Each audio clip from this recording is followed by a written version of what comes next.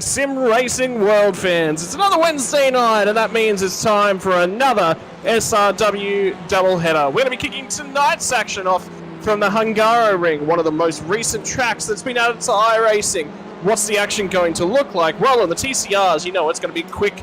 It's going to be heavy. There's going to be a lot of door banging, and well, to be honest, that's kind of like how I like my Wednesday night. Scotty Rattlegun Rankin here for you alongside Andrew Cowan tonight. Cowie, look, we've already mentioned it, the door banging. It's part and parcel of this series at this stage, but Hungaroring, tight quarters racing to open us off here tonight. Well, you do know in F1 circles, buddy, they refer to this place as Monaco without the buildings.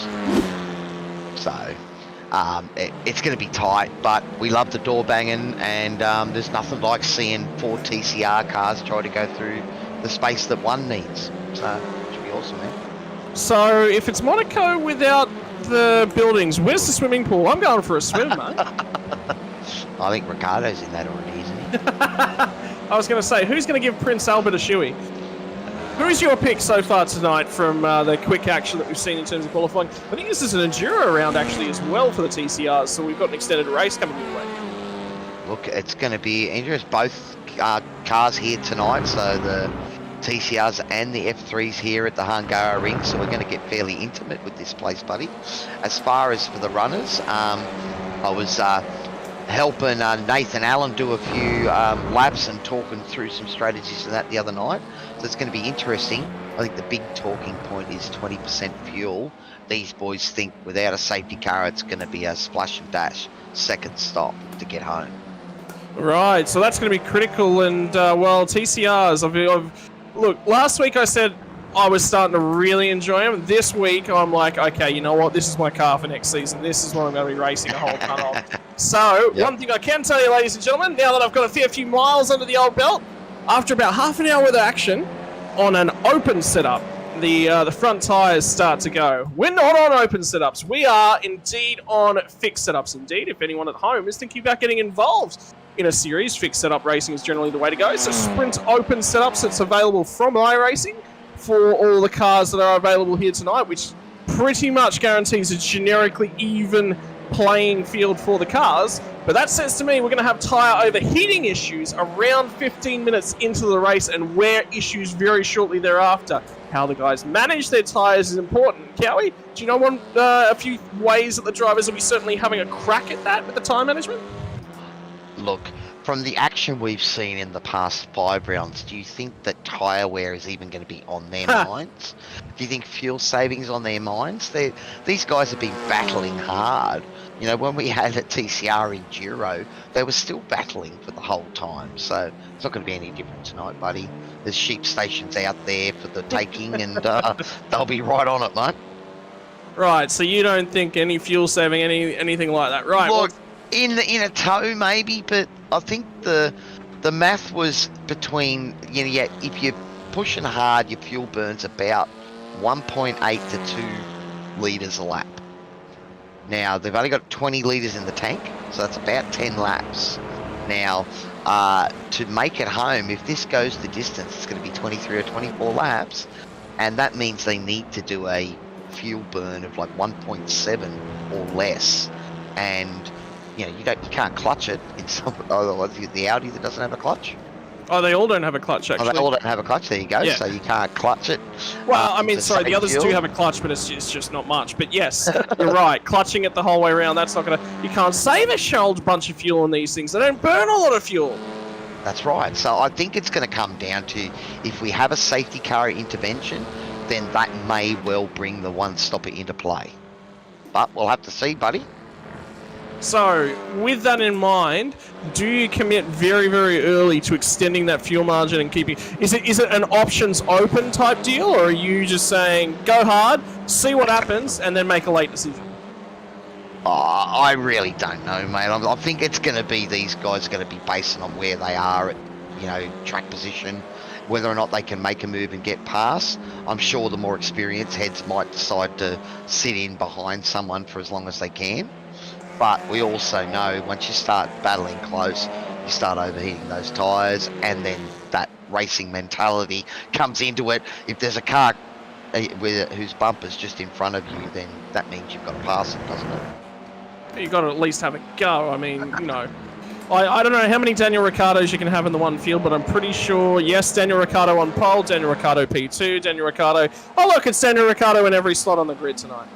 Well, my team boss, Tyson McAvoy, does refer to himself as one of the last of the late breakers.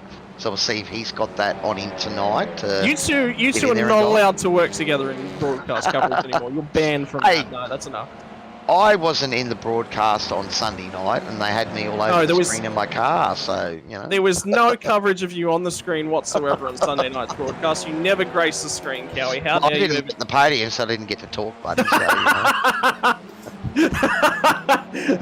No, Team Boss was very, very proud of you. Right, so qualifying is now well and truly underway. We are into the final third, the final 5 minutes of qualifying. Adam Hughes is a new entrant to the TCR series. Literally said tonight, I want to jump in, I want to have a crack. Let's see how this all shakes out, this TCR racing business. So he's jumped his way out to the early lead in terms of things from a qualifying standpoint. He's about to get a cruel discovery when he realizes the Honda record is very slow off the line compared to those fast-starting Audis immediately behind him. Gonna be tricky, mate. And, you know, at the moment, Adam Hughes running right at the front. Well, Adam was a last-minute addition to the season. Was it last week or the round before? Adam jumped in, and he's been straight to the front, battling with the leaders. So, not only got some pace in the Porsches, mate, he's got some pace in the TCRs as well. Was it Chris Island I was thinking of, or it wasn't Chris Island? I think it was one of his teammates you'll see later on in the Formula 3s that was jumping in late. But no, this is Adam Hughes' first round in the TCRs. So first showing, first run, and well, I said to him prior to the stream start, there is no way in anything that I'm going to say you're fast tonight. I've had to eat more words. Well, I think this Hughesy actually raced last week, buddy. You know, when you left me to do the lead comms, so and he put it on the podium. So, you know, was it last week for the TCRs? It was Corey McFarlane, Adam Hughes, and Harry Dodds with the podium at Fuji. So Dylan DeBono missed last week, I think, and but so he'll be back and red hot, and already you can see him running a P2 at the moment. Yep, so DeBono will be racing and ready to go. That much is for sure. There is never an opportunity DeBono doesn't miss to go down the inside, fire that thing down the inside of somebody. So you know that he is going to be out there and he is going to be hot to trot. Right, qualifying is starting to absolutely run out. We've got heats here tonight, Kelly. I think we've only got the one race. That means we get overtime in terms of qualifying. That time will expire, and the next lap at the end of that ends your qualifying run. So we will have a little bit of extra time here, provided these guys are on the lap. They want to burn some fuel off. The tyres will overheat, so they'll need to back off and have another crack at a lap, potentially. But at the same time, that may mean that there may have been guys that came down for a fresh set of boots, so it'll get those up to temperature and have a crack. Last guy's starting their laps now. Paul Gerland's going to not improve. Deacon, no. So not a lot of times across the board improving at the moment. But they got across the line before it, so if they'll have enough time to get around and put one more lap in, it's still on the table, buddy. Yep, anything can happen at this stage. Right, so Hughes currently has it. Hughes is, I believe, still out there, still turning laps. Who's in the final sector at the moment was actually Adam Hughes that was on a lap right then and there. Now we'll throw it over to Dylan Tabono. Nathan Allen set a better first sector time. Keep your eyes on him. Randall Pui returns to the series, and look at the times that have immediately come out of him. He's quick in the first sector. That is a car we'll be keeping our eyes on as the night progresses. Have a look at where the cars are situated as well, as now the clock will tick down. So everyone is now at least through turn 2. This will be their final run. Basically everyone covered by about half the track at this point in time. Nice and clean.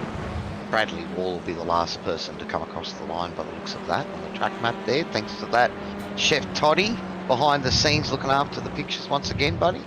You forgot to talk about Toddy, didn't you, Scotty? He's done well. He has. He's lined it all up for us. He's got a track map. He knows what I like. I like. No, SDK is still SDK is still playing ball, not playing ball with me tonight. Apparently, it's got a fixation on Daniel Fritz for me. But I do I do have the broadcast up, so. Is that a commentator's I'll curse? be able to give you guys a heads up of exactly what Daniel's up to this race, I think. Oh. You know, by the looks of it. Final lap starting to come out, and it was a best in the session middle sector for Dylan De Bono. Don't think he improved the overall lap time. Randall Luapui's going quite quickly. Deacon Gerland's going quickly. I think Luapui did actually improve his time, but did not go further up that running order. Let's talk about our times, because at this stage, Adam Hughes and Dylan De Bono have an identical time. You see those two purple times at the top of the board? We have a dead heat for pole. Down to the thousands, is it? It is. I can't believe that. I can't quite believe that. Down to the thousandth. So, do they rock paper, scissors for pole, or what? So I believe iRacing does have a 10,000th of a second, but if that doesn't count, I believe it does in the background, but it just doesn't display it. I believe. I thought it was the first person to set the time gets it. So you actually have to beat the time. You can't just match it, Dylan. See? Didn't try hard enough there, buddy. No. Oh, that's crazy, mate, isn't it? Oh, that's something. And you want to know the best part? 16 thousandths further back, we got Riley Jones. 16 thousandths covers our top three. Well, Riley, he'll be looking for a bit of a comeback result because he did not have the race he wanted to have last round. So I'd say, you know, given his previous performances, that might well and truly be a drop round from Fuji, and he can focus on tonight and bring home the bacon, hopefully. That's there we go. So, well, that's something I've never seen before in my time for pole. I've seen it happen for P2, P3, P4. I've never seen it happen for pole, but that will decide your pole position. It will be Adam Hughes and Dylan De Bono. I think the only way to sort of list it is to say they're on the front row together, because that is what it is. Identical lap times. Have a look at that time underneath Dylan De Bono. Plus 0.000. Yeah, that's right. Dead heat for P1 and 2. Crisscross Racing and Velocity Simsport are going to take out your front row. Riley Jones, 16 thousandths of a second further back. Our top three covered by that much in the 99 machine off the second row. Randall Luapui will line up alongside of him. It's the Gerland family on row number 3. Deacon Gerland just pipping Paul Gerland for fifth and sixth on the grid. Tyson McAvoy from Performance Sim Racing and Nathan Allen in the Velocity Sim Labs car, row number 4. Team Greg, first of their entries, will line up in P number 9, followed by Daniel Fritz to his outside. David Leslie in the After Dark Sim Racing car, not getting the qualifying performance that he would want. He will start off of P11. Outside of him, Greg Johnson, the other of the Team Greg cars. Dean Sinkovich is off of P13. Your safety car drivers, Stefan McCartan and Greg Barber, will be listed next in the running order. Ignore those guys from the qualifying order. Matty Gerard will return to the series, wasn't able to set a time. Bradley Wall, not able to set a time. Steven Sinkovich and Harry Dodds off the final row of the grid. Those are your drivers not to set a time. Yeah, so there's 4 or 5 guys there that must have had a rear grid penalty from the last race. Didn't make it back and been sent right to the back, even behind the safety car, for God's sake. That is being penalised, isn't it? It is. Righto, we are about 20 seconds or so from going green at this point in time. Cowie, look, the Audi's going to lead us down into turn number 1, you would assume. Mate, this is TCRs. You don't just get it done in T1.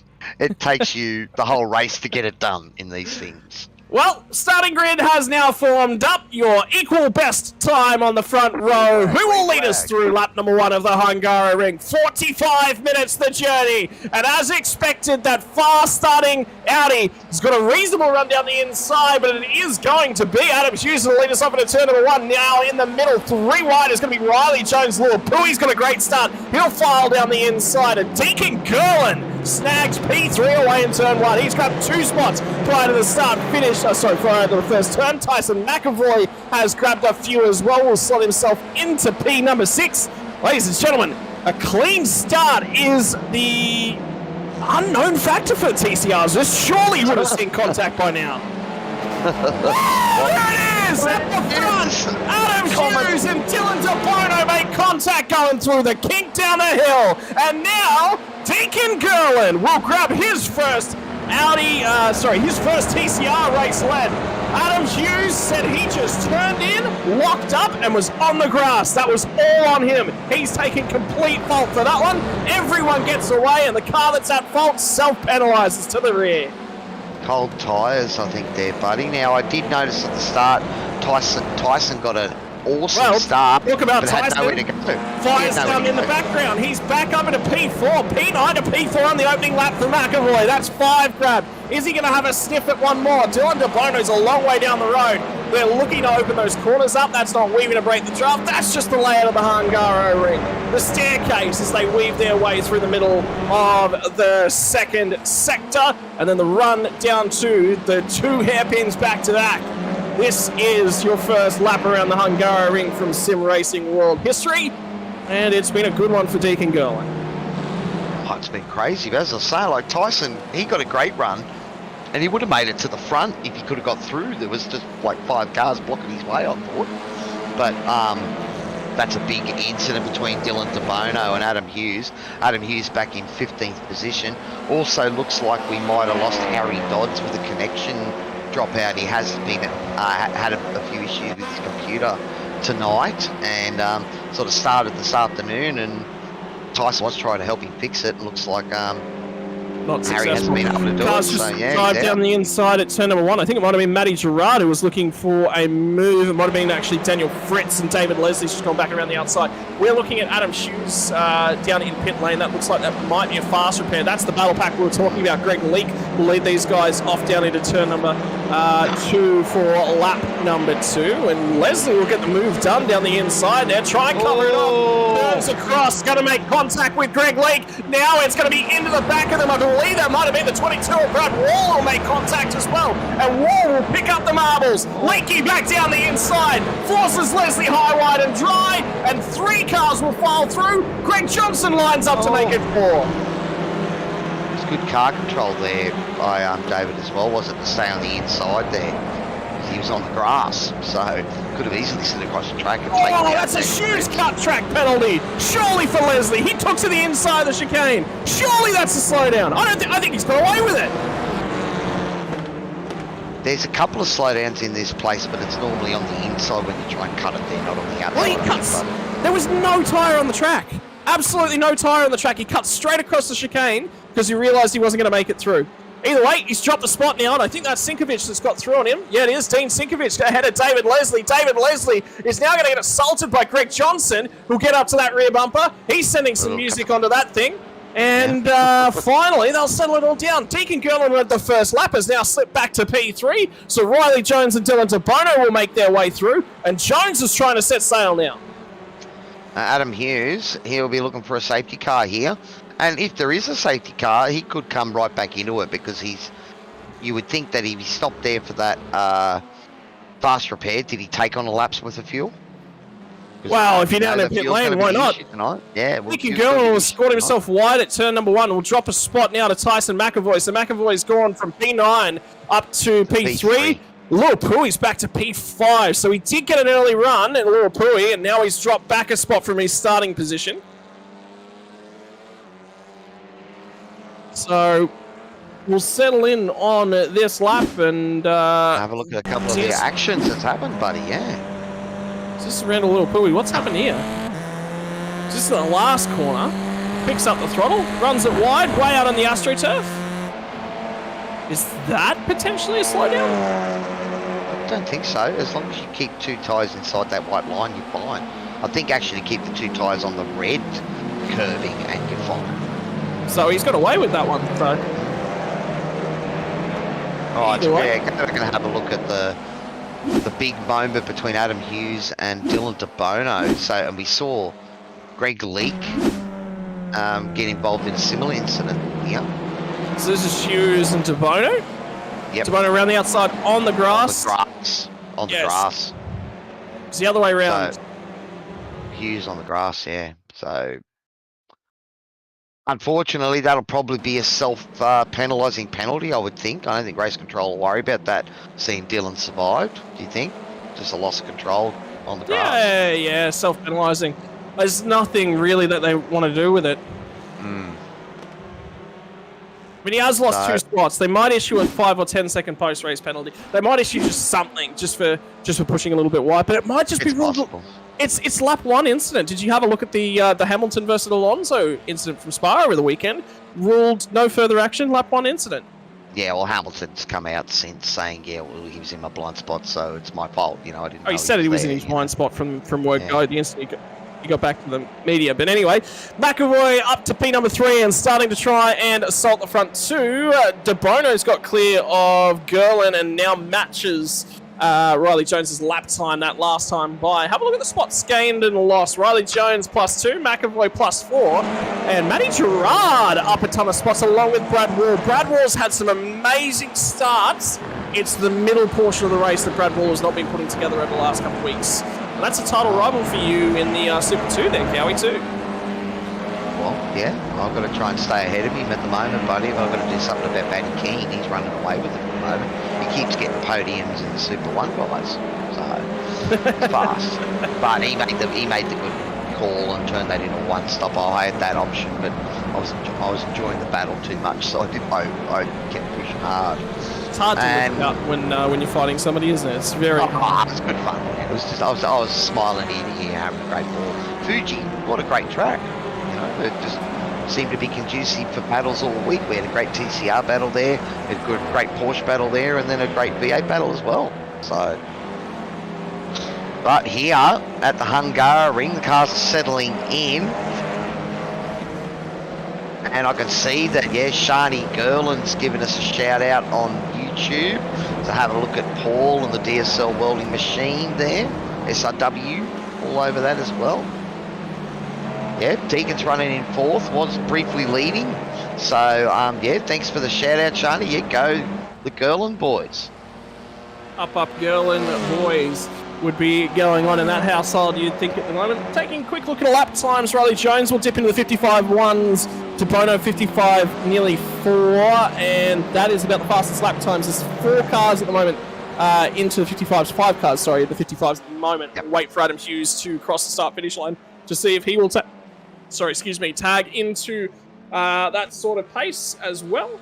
Yeah, 55.2 from Adam Hughes, so I think Paul Gerland was just outside of the 56.1.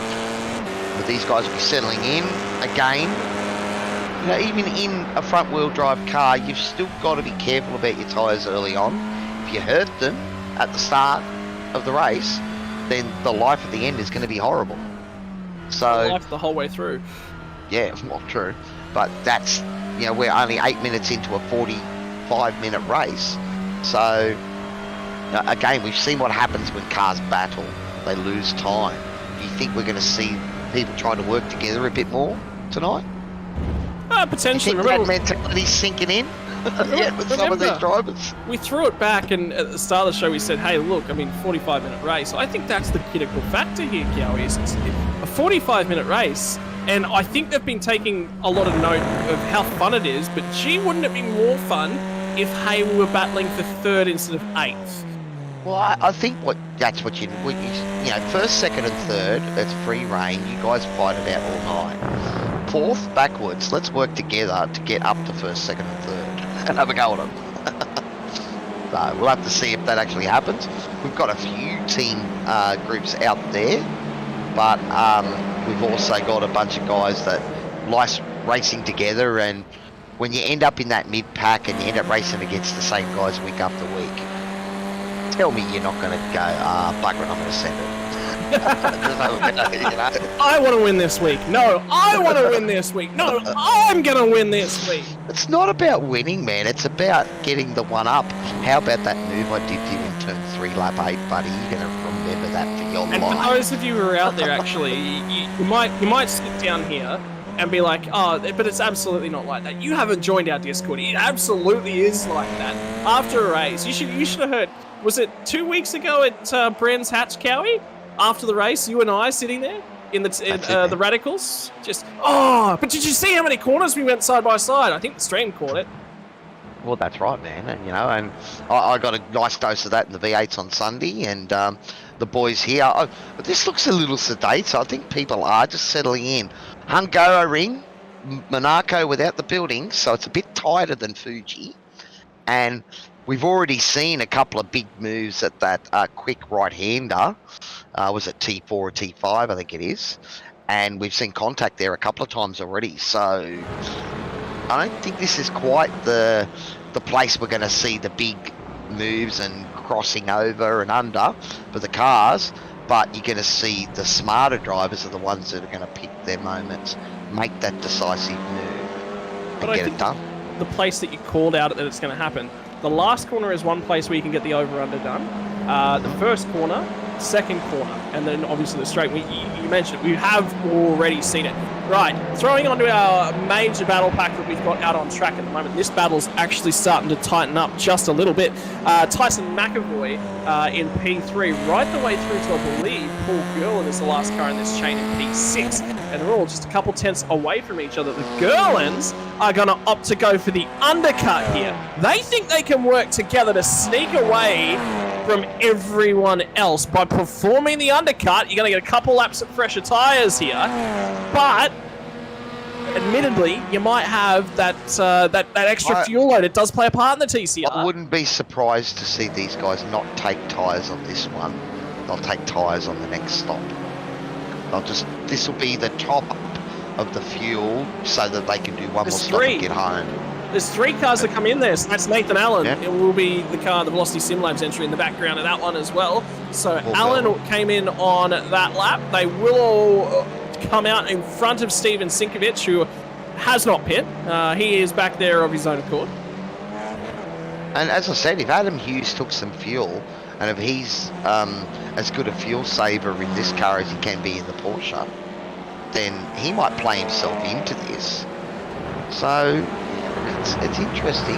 I don't think Adam's quite done and dusted just yet, but the issue will be that at the back there is he pushing too hard and burning up that fuel. Well, having a look at the lap times, he is the fastest car on track, is Adam Hughes, by half a second on that last lap over the rest of the field. So it might be the cars up at the front are actually saving, and Adam's going, well, I'm going to close this gap down somehow. I'm going to push on. So that's towards the back end of Greg Johnson. He'll be the next target for Adam Hughes. 3 spots he did gain on that last lap, all 3 of them due to pit stops. He did pit, however, remember, back on lap 2. The end of lap 1, came in, got that fast repair, grabbed a splash of fuel, got back out there, got racing. So whether or not he has burned that fast repair, and that means he has to be a little bit more, shall we say, nice in these overtakes. Hughesy? He's going to sit. Well, look, I've done some racing with these boys now, and I tell you that racing mentality is there. There will be people that'll work together to try and get up the front, but that'll be the Adam Hughes, the Tyson McAvoys, the Dylan DeBonos, Riley Jones, those guys trying to chase down, a Corey McFarlane or a Matty Jones. The rest of us, we just want to race. Greg Leake's just driven himself through the pit lane, so he has opted onto seeing a hole in the track state, and whether or not he can sneak through and into that hole is a completely and utterly separate question. That is Greg Leake's pit bay that you are looking on board with at the moment. And that is a second pit stop for, I think, Nathan Allen, so that would make me think that's a speeding in pit lane penalty. Would it be a stop and hold, or would it would be a hold? Be a stop and hold. Yeah, I'll know. Would it be a short one? What's he done there? That's 2 stops and 2 laps. That is confusing. We might have to try and find out what happened to Nathan there, unless he's had some contact and damage, but I can't see anything flagged up for Nathan. We'll take a look at it, and we'll keep an eye on him and just sort of see what happened. But something has happened there to Nathan Allen. He's had a reasonable season so far, and he's had potential pace. I know. I was talking to him. I was running laps with him at Fuji prior to last week's race. Anyway. He loves the car. Did he cross the white line? But well, that's an important point as well. Today, looks like he left the pit lane clear there. So I don't know. We might have to ask him and see what happened. Well, if anyone out there in Facebook or YouTube land knows, perhaps DSL Welding Services know, or Pagnian Imports Simulations know, buddy. Our sponsors. Absolutely, let us know if you're following along with the TCRs, if you're chatting with any of the boys. Randall Lilpooey's going to come through the pit lane this time by. Greg Johnson is the other car that is going to do so. Our leader's still yet to pit, and Adam Hughes grabbed a spot from Greg Johnson on that lap. Now all over the rear bumper here of Dean Sinkovich. So this is going to be an important battle to keep our eyes on as Hughes' resurgence back through the field. Remember, he will have more fuel on board than everyone else. He should be the last car to pit under this pit chain unless the leaders can do more about it. Sinkovich will cover that line off on the run down through turn number 2 and then onto the back straight. So Hughes will think about it maybe at the hairpin after the straight. Well, again, it's a bit tighter around here than it is at Fuji, so you've actually got a plan where you're going to get your move done. And yeah, he's going to... he tried to slide up the inside. But yeah, that was well held. That line was well held there. That's important from Dean. He's just parking in an awkward spot. Hughes is now looking for the switchback. He's not going to get it. Late on the brakes, down to the chicane, touches the grass. Censored. And he will fall back just a few yards now. That he'll have to make his way back up onto the rear bumper of Dean Sinkovich once again. Oh, Dean's gone a bit wide there and exit. That might be a chance for Adam. No, he's parked the car back in the middle where he needs to put it. This is a good drive from Dean at the moment. He's not making it easy for Hughesy at all. Oh, he's got an opportunity here, Mr. Hughes. Is he going to plant it down the inside? Pulls out of that one. I think he's trying to look to fake Dean out, force Dean to break deep. Dean has run wide, way off into the ASTRUCKS turf on the left-hand side. Now it's going to be the switchback. I believe Sinkovich may get a slowdown from that one, and that's why he's pulled out there. Recognised that the nose was no longer ahead, had a penalty, serve it and clear it, get back to racing as soon as possible. Hughes into the box. Yep. Well, we are right on that pit window, so that fuel burn, maybe it's a bit higher than we thought it was, because these guys, we've seen guys pit on lap 8 and lap 10. Well, hang on, because Brad Wall and David Leslie are going to continue around for another revolution of the Hungaroring. Those are the only two to get through to the 18th minute of this race before their first stop. So... Look, as we said, we pretty much thought this would be a two-stopper unless we had a safety car intervention. These guys here have stretched it, but, you know, put another 19 minutes on top of 19 minutes, that's 38, leaves you 7 minutes short. So, but you never know. Safety car happens, it can change everything. The most important thing, we know how difficult it is to overtake around the Hungaroring. Do you take those 2 tyres at the next pit stop? That's where you're going to get the most benefit, but it's going to take a lap or 2 for them to come up to temperature as well. Well, so far I haven't seen any cars lift up there, so I don't know if anyone's really taken tyres. Looking at the pit stop times, Dean Sinkovich could have been one to take tyres, because he's about 10 seconds, 14, 15 seconds longer than anyone else. So maybe Dean tyres, but the rest of the guys were all looking at stops around about that 40. Surely not Dean. Surely not Dean's taking tyres. Yeah, Dean Sinkovich was, 15 seconds longer, so I'd say he's taking tyres. I think you're right. It's possible, buddy, yeah. And, I mean, it's interesting, but I think, you know, if you're going to take tyres, you'd probably take them later on the race and have them fresh for the end. And that way you've already got to drive the tyres to the extent of how bad they're going to get. Whereas I think sometimes if you elect to change tyres early and then run long, unless you've done a lot of practice in traffic of long runs, you're not going to know what your tyre life's like at the end. But it's not going to be now that he's going to benefit anymore. So anyway, Brad Wall is going to come down pit lane and will trundle down this time by. David Leslie's going to hang out for another lap. He's got to make it a lot further than this to turn this race into a one-stopper. Surely not. He's just minimising that last stop, isn't he? I think, you know, again, if you can run the car lighter, for that extra lap, we can see that, you know, the lap times, they don't drop off the same way the supercar does. The V8 supercar, you generally only get about 3 or 4 laps at that premium pace, and then it'll drop off by a few tenths. And it's sort of in the TCRs, we don't see that until lap 20, where you see that big drop off start to happen. So then it becomes an issue of cold tyre running being slower than staying on used hots. And that's where, you know, the undercut sort of only really comes into play if you stay on current tyres. But then you're asking the tyres to do a double stint or run the whole race, and you know, eventually they're going to start to run out of rubber. Yeah, who knows? Well, we'll keep an eye on Dean Sinkovic's progress back through the field.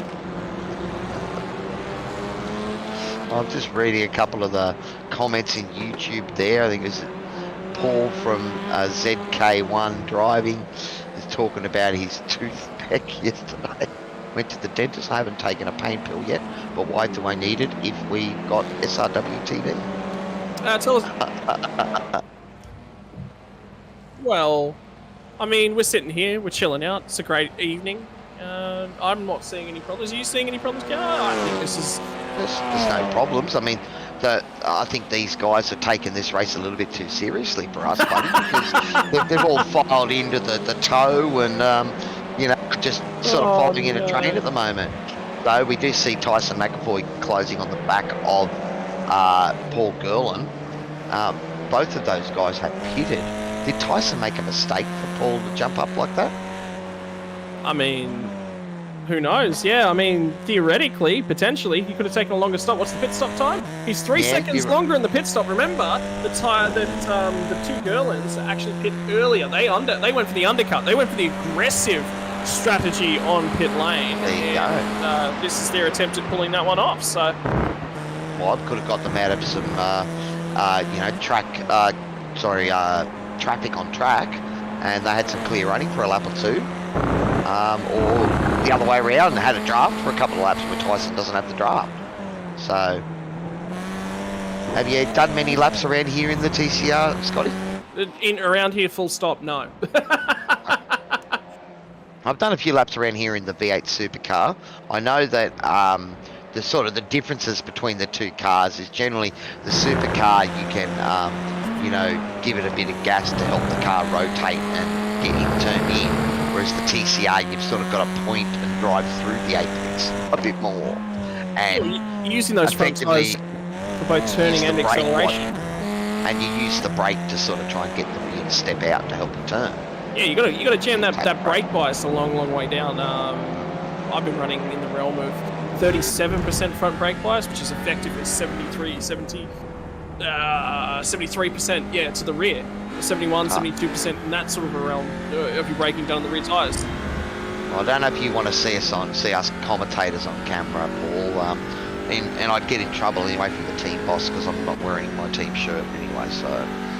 You got a team shirt? Yeah, we got team shirts. Oh, my word! Yeah, how good's that, eh? Well. Where's the love? Where's the love, Toddy's saying? There's plenty of love, buddy. That's why I'm here talking rubbish with Scotty and yourself, buddy. So, and everyone else out there in Facebook land. Was that Tyson's gone a bit deep there? Is that a slowdown? No, that was someone else letting through. Sinkovich letting them through. We're on board with Tyson. Yeah, I was just about to say, you know what we need? Safety car. Hey, Steven! Oh, no. You've already had the commentator's curse once tonight when you said that the boys had gone all through clean and then Dylan and Husey got together. Right at the moment. Did, yeah. We got a turn. Commentator's curse, for sure. We got half a straight turn in after I said that, yeah. And then... Well, like, we're talking about my other racing. I raced the sprint cars last night, and race control came out to say, okay guys, it looks like we're probably going to have one car miss out on the A main. Whoever comes last in the B main. So guess who that was? So I didn't even make the A main last night, buddy. Oh, Shibby made it into the A main. I'm the one that went down. And Oh no. Michael, I had Michael Locke in the chat with us last night, and he said he joined the sprint cars for a bit of fun, and he was under instructions from his team boss to make sure that he beat me, which he did. So Matty Keen's his team boss. So Matty's You are looking not up making to- friends. No. Well, Matty's not only out for me in the V8s, but he's making sure his mates are out for me in the other races I'm in too.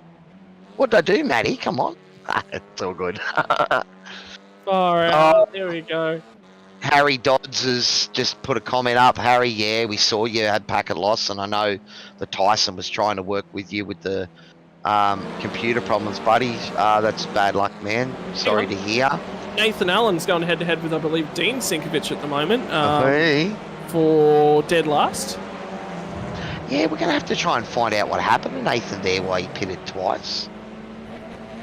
Yeah, Do you want to go up and have a chat to him, or you want me to duck up there and see if we can get some dirt? I know him too well, so I'm just going to get a whole load of stuff backwards that probably can't be repeated on stream.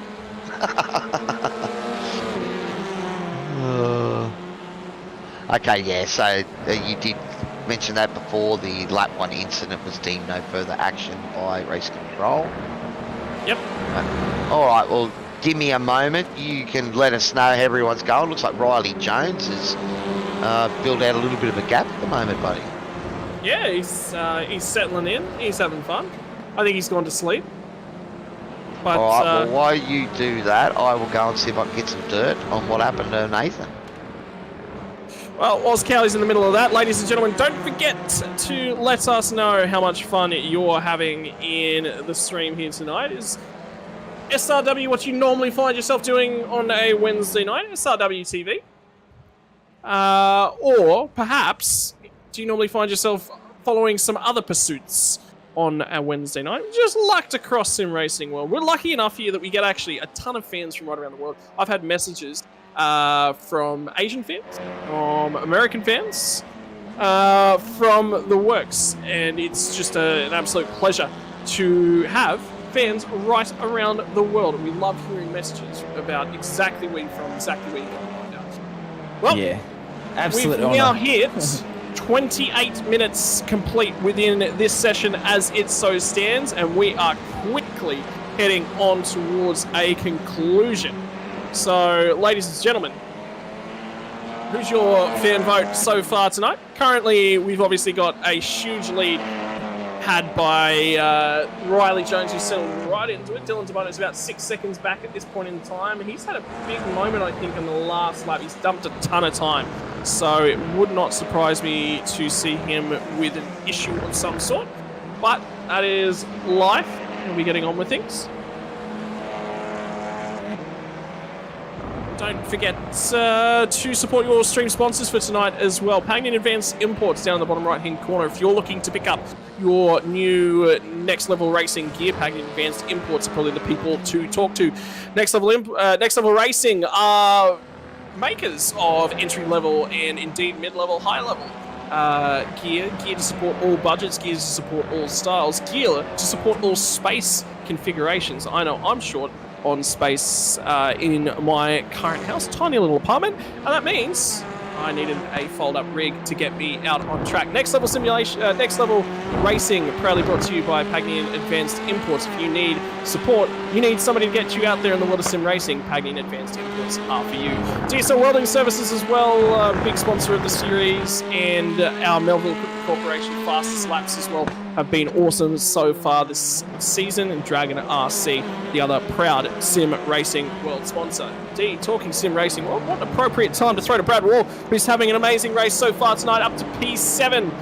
You're currently seeing those pit stop times still to the right-hand side. I'm actually curious about how many spots he's so far gained throughout this race. Brad Wall being a little bit of a seesaw. What has happened to Gerlins? 10. Bradley Wall's up 10 spots at the moment, so he's having a cracker. I did get the dirt from Nathan Allen. iRacing played up and didn't fuel his car when he went through the first time. So there was no fuel added, so he needed to come back down. May as well run the tank dry at that point because you're already stuck with it. That's right? And that Toddy just saying that Paul Gerlins has gone through the pits again. Yes, Paul both of them. Was one of the early pitters, but now, this point in time, pitting now is going to get you enough fuel to get home. So, it'd be interesting to see Paul went for tyres. That will be curious. Have a look at their pit stop times, because the most recent pit stop times, he's a fraction longer, Paulie Girl, but then again, remember he had that really short first stop. So he did need a longer stop here to get him home. Did manage to leapfrog McAvoy in that first round of pit stops. So just that undercut worked out for the Gerlins in jumping McAvoy. Luapui has fallen off the back end of Tyson McAvoy, but he'll be hoping to recover that little bit of gap, settle himself back in. Nathan Allen looking for a recovery effort tonight is 16 seconds back off the pack, but has now completed his final stop for the evening. So he will hopefully settle back in, and that'll be all done. Hurt and pain over. Driver so far tonight, would you say, Brad Wall, at this stage? Well, he's up 11 spots. Matty Gerard is up 11 spots, so it's probably between those two at the moment, buddy. Bradley Wall and Matty Gerard. Both of them having a cracker tonight so far. I'll tell you what, Adam Hughes is on the hammer, because he's been making a ton of time on the lead cars. Every car in the field is losing time to Adam Hughes at this point in time. So that is critical that he continues to power on as hard as he possibly can, see if he can get out there and get the job done. Back up onto the podium would be a strong finish for Adam Hughes. Mistake on lap 1. Car out in the dirt. Right now, he's going to be right up and in behind the rear bumper of Steven Sinkovich, I believe that was. He was just getting out of his way. So that was a lap traffic. Nothing to do. I was getting excited there. There was a battle between him and Randall Luapui, and we've been denied. It's one of those places you highlighted that the move's on, mate, T1. So, you know, when you see the cars going for it, we expect door banging. You know, that Stephen played it. He played the cool, calm, blue flag collected moment. Let him through. These things happen. Looks like Riley Jones had a little bit of an off there on SDK, so pushing hard up front, probably just taking one of those apexes a little wide or a little straight. What's an apex? When we were talking about the car before, you know, I think that's why I haven't got used to driving the TCRs that much, because they are very much a point and plant, or use that throttle modulation to turn the car, whereas I'm used to that controlling the rear. Whereas for here, it's more about, it's a lot harder to get these cars to turn sharp. They want to drive through corners, don't they? Well, it's the heat as well on the tyres, because it's left, right, left, right, left, right. They don't want to do that. They want to settle themselves in for one corner, pitch themselves out the corner, and then get out of there. They don't want to rotate for an extended period of time. That's why the crisscross worked so well last week.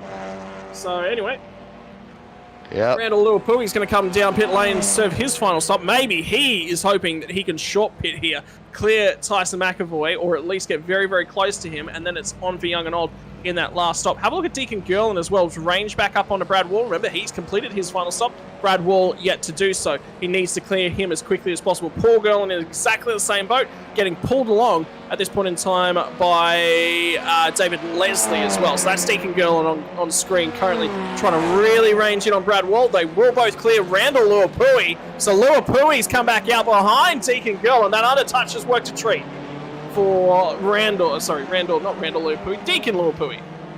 Deacon Gerlin. We got there in the end.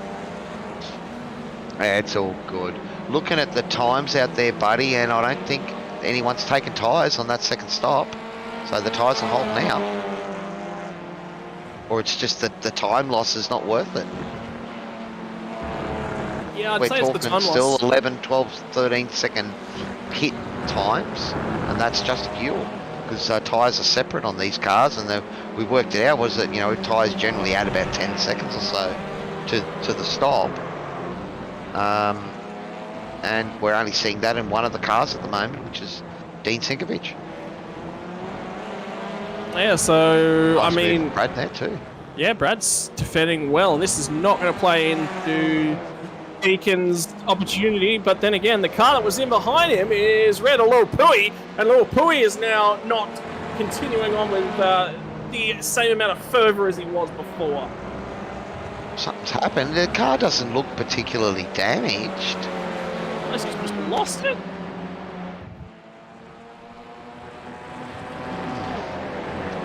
But anyway, he has lost time there to Paul Gerlin, and that's critical because Paul Gerlin would have been out behind him. So he has come out behind Paul Gerlin, so we do need to have a look at this one, I think. Well, Riedel has just pitted. It's a lap 18. He's just pitted.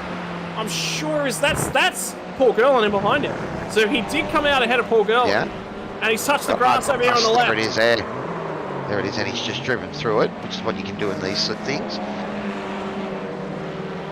Like that's gone for all money in a bad supercar. He's rejoined in front of David Leslie, but he's rejoined in the middle of these guys. If he'd fallen in behind David Leslie, who I believe David Leslie's still yet to take his final stop, that would have been attempt at potentially catching back up to Paul Gerlin and gone. Well, he's got away with that, we know that, but that just shows you know, when you're trying to find every ounce of speed in a pack that's so close, and these guys are there moving the car around trying to find where they can find a tenth, half a tenth, and that means you're running so close to the limit, and you get over near those white lines in the green grass of home, and it'll send you back to Kentucky, I reckon. From Hungaroring? Yeah, all the way back to Kentucky. Yeah, I'd say so. That's a long way to go, Cowie. Long way to go. It is a long way to go.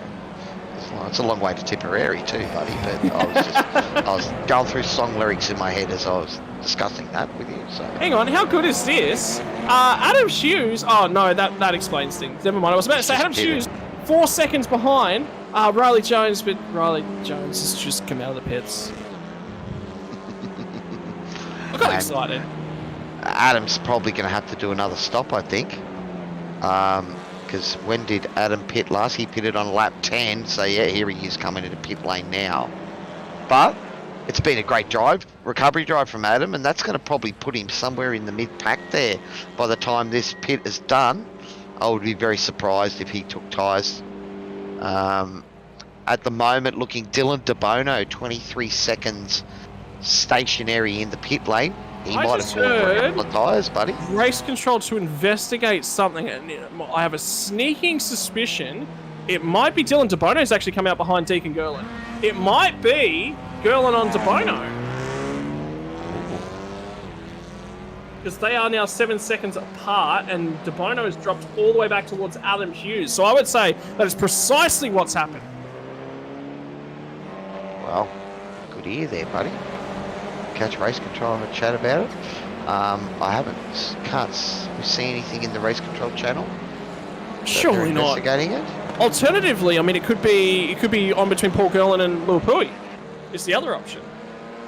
Yeah. I haven't seen anything in the RCBC chat, so they haven't flagged anything there. Well, they're just looking at it now, so we're a while away from finding out what went on there. Far out. That's something.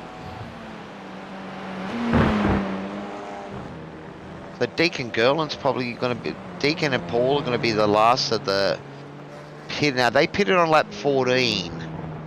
And we're on lap 20 now. With about 6 minutes to go. So we're probably, talking another 3-4 laps? So they should have enough to get home, I think. Oh, they definitely had enough to get home. Because they got to 18 minutes on the first stop. These cars. So 15 minutes to go is an extra lap. They would have a spare lap worth of fuel. In fact, precisely enough to come back to the pit lane after doing a cool down lap. It's nearly like that was planned. Oh, it's been a good recovery. Deacon had a great start. Was running at the front there on the first lap, and is holding quite well onto that last position on the podium. With what we don't know what's happened with Dylan DeBono. He's currently in 4th position, 3 seconds behind Deacon, and Adam Hughes 3 seconds behind Dylan DeBono. So we might keep an eye on those times. We are inside the last 5 minutes, so probably maybe 3 laps do you think, buddy? Yeah, definitely inside 3 laps, I'd say, because it's just under 2 minutes for a lap. So yeah, it's going to be 3 laps left, and the leader's already crossed off the start-finish line. So it'll be 2 laps at the conclusion of this one for sure. Well, Adam Hughes, we're going to have to keep an eye on his lap times because at the moment, Tyson McAvoy, Deacon Girl, and Dylan DeBona are all sitting there around that mid 1 minute 56. Riley Jones did a 55.6 last round. Luapui's gone. Luapui is done. Something has happened to Randall Luapui, and Adam Hughes, stop listening to the broadcast, you madman. That's a Jamie Dyke move right there. Randall Luapui has now disconnected. Something has gone on. Oh, see if we can see what's happened. This is the same incident, yes. Yeah, so no, this is a different incident. This is a completely different incident. This is the last turn. Yeah, it is. Not the turn midway through the track. What's going? He's just pulled off.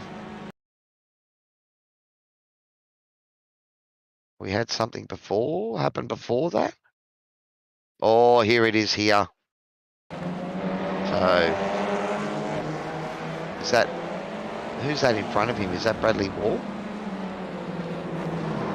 Steven Sinkovich.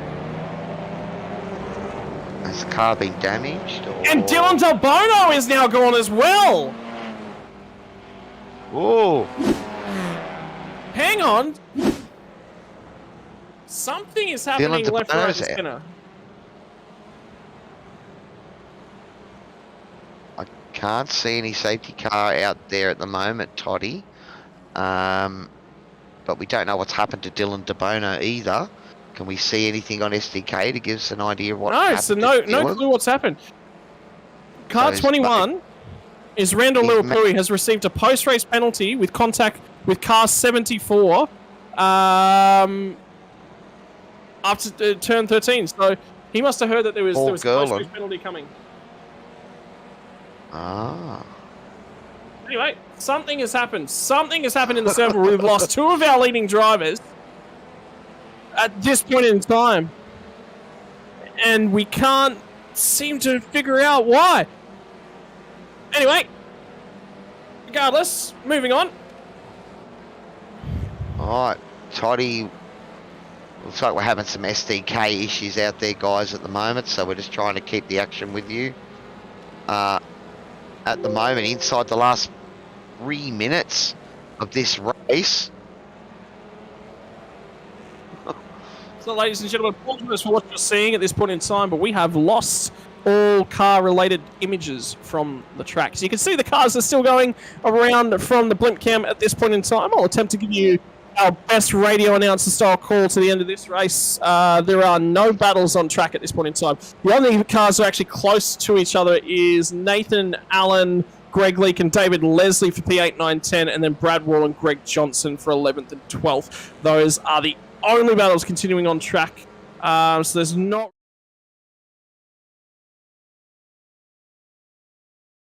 We might have just received the white flag for Riley Jones. There we go. We just got on board with Riley Jones, have we? Yeah, well, that's Riley Jones. I don't know if we've received the white flag, but we're running out of time in this race regardless. So start of lap number 23 of a scheduled 23, so, or a assumed 23, shall we say. Back up and running on the stream too, Toddy, so good fix there, buddy. Last minute curveball thrown by SDK. So, well, it has been a premier drive from Riley Jones out front. Haven't seen much of Riley tonight. He's sort of gone missing off in the distance. He's taking the lead and just gone, you know what, I'm taking my ball and I'm running as quickly as I can for 45 minutes directly home, which he has now done so. Tyson McAvoy currently holds P number 2, 15 seconds back from Riley Jones. 3 seconds back will be Deacon Gerlin, on track to pick up his first podium so far this season. It's been an enormous drive from Deacon Gerlin after leading lap number 1 to see him get what is looking like, commentator's curse notwithstanding, a maiden podium. That's it. Oh, Shani's quite happy, so's Tate, you know, so they're cheering on. And we'll see if Deacons can bring this home. Let's go back to the front. Can we see is it white flag lap now? Riley Jones, whereabouts is he? We have come to the end of the time, so he is coming round to take the checker flag. So our round 6 winner, buddy. Riley Right, Jones. I think that's going to put a huge points lead now over most of the field, given that Dylan DeBono isn't going to finish tonight's race as well. Tyson McAvoy on screen. He's going to blink out coming around the final corner.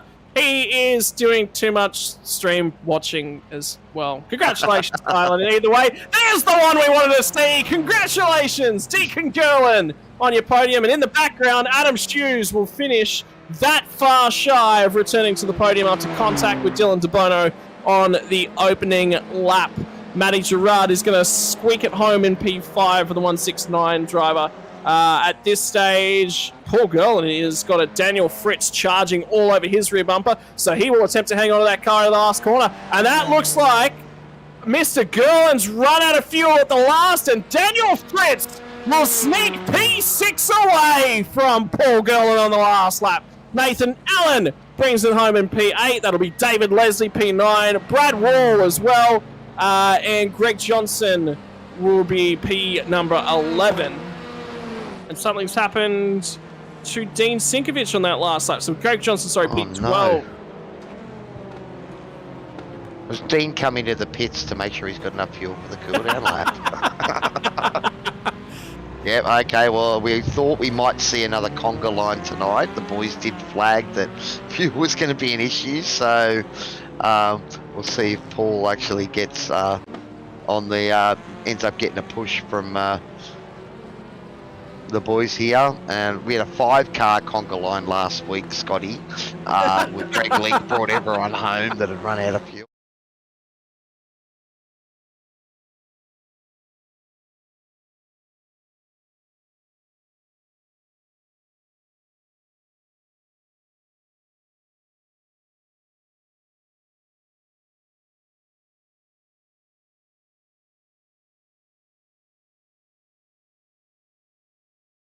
Sit us down for a chat.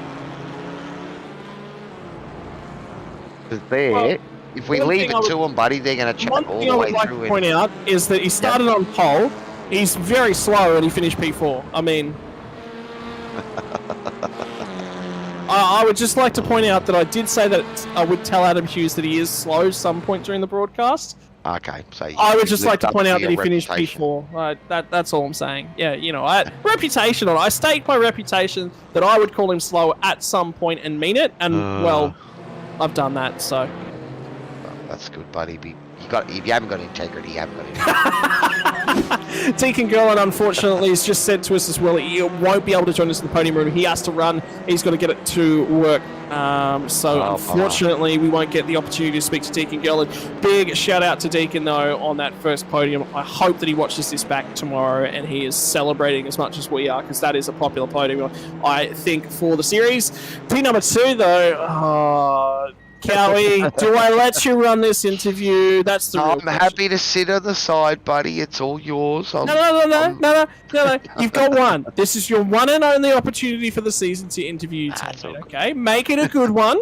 Now, remember, you have to be a little bit savage to him at some point. You can't just be nice to him the whole way through. That's the rule. Well, again, he drove a pretty good race by the looks of it tonight. About the only criticism I could say to him is why didn't he make it to P2 or P1 by T1? Because he had a great start, but there was 5 cars blocking the road in front of him. I'm glad you're practicing and preparing now. I will hold you to those comments, Cowie. Oh, God. You know that when you get in the comments with me, you're never getting out of it safely. That's it. Well, it's that or the racetrack, buddy. You know, we'll butt heads on the racetrack too if we can. So that's all good. That's tomorrow night in the Radicals, buddy. So, you done any practice at where are we tomorrow night? Suzuka. God, I don't think I've done any yet. Not last week's famous Japanese circuit. No, this week's famous Japanese circuit. The other one. Well, we do have our race 6 results for the Hungaroring up on the screen, and as you can see, it's Riley Jones with Man Up Sim Racing, our winner tonight, ahead of Tyson McAvoy Performance Sim Racing in P2, 15 seconds back. So Tyson got caught up there early. There was a couple of cars in between Riley and Tyson that fell on the wayside, and he's done a great job to finish P2. Deacon Gerland unfortunately can't have a chat with us tonight, but P3 to him. Adam Hughes, P4 with Crisscross Racing, Matthew Gerard, Daniel Fritz. He's in the green room, and we've got Paul Gerland on standby for you for Deacon. Awesome. Whilst you prepare those questions, Mr. Paulie Gerland, have we got you there? Yeah, mate. I'm filling in for the kid. He's got to run out to work for me. All right. Is there anyone that the kid thinks could have done a better job other than him that wasn't quite able to pull it off tonight? Paul. I think I could have taken the fight to him, but my second pit stop was a little bit messy.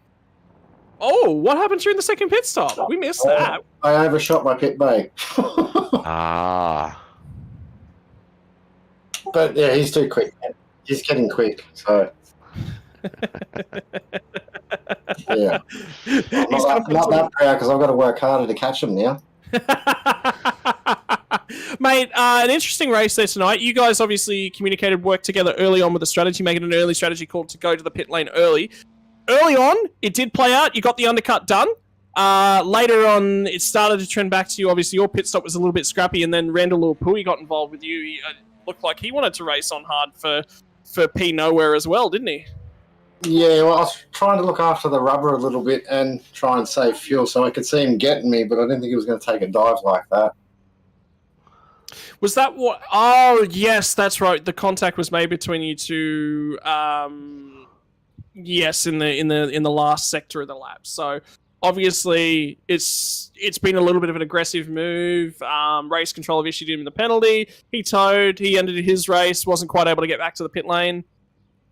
All in all, a little bit of a lackluster race, I think, from TCRs. Normally, you guys are door banging from lap one. I think Paul, it was more the fact that Scotty actually got to think about his thoughts a little bit tonight. You know, the TCR action has been so full on at all the other rounds. And it looked tonight like even a few of you guys out on track were looking at working together and staying in the slipstream. Was it just not the passing opportunities here at Hungaroring that you've had at some of the other tracks? Oh, no, this is way too hard to pass around here. If you can get a good run on the straight and take a dive, make it stick, but that's it. There's nowhere else to pass here.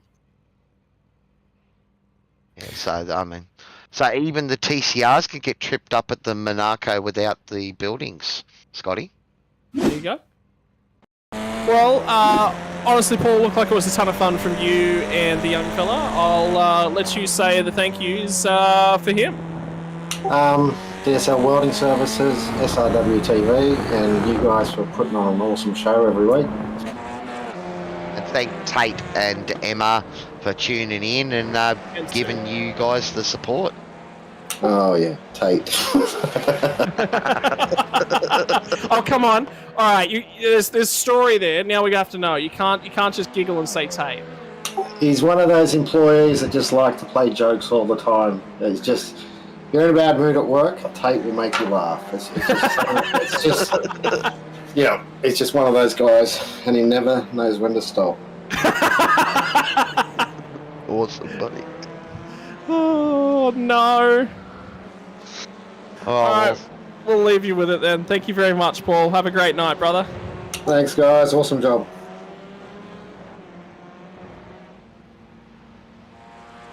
That's the man having a great night. That is the man having an absolute banger of a night there, Cowie. Should we skip straight to P1? Yeah, we won't even do this middle interview. No, we won't interview him. You know what? We'll skip straight ahead. I think that's the best way to go. I might have already dragged him in, buddy, seeing I've got to look after my team. And I know that you wanted to push him to the wayside. But yep. Tyson McAvoy, Performance Sim Racing, P2, buddy. Well done. Yeah, boys, that was a pretty, stock standard race, I think. Everyone kind of kept it clean at the front.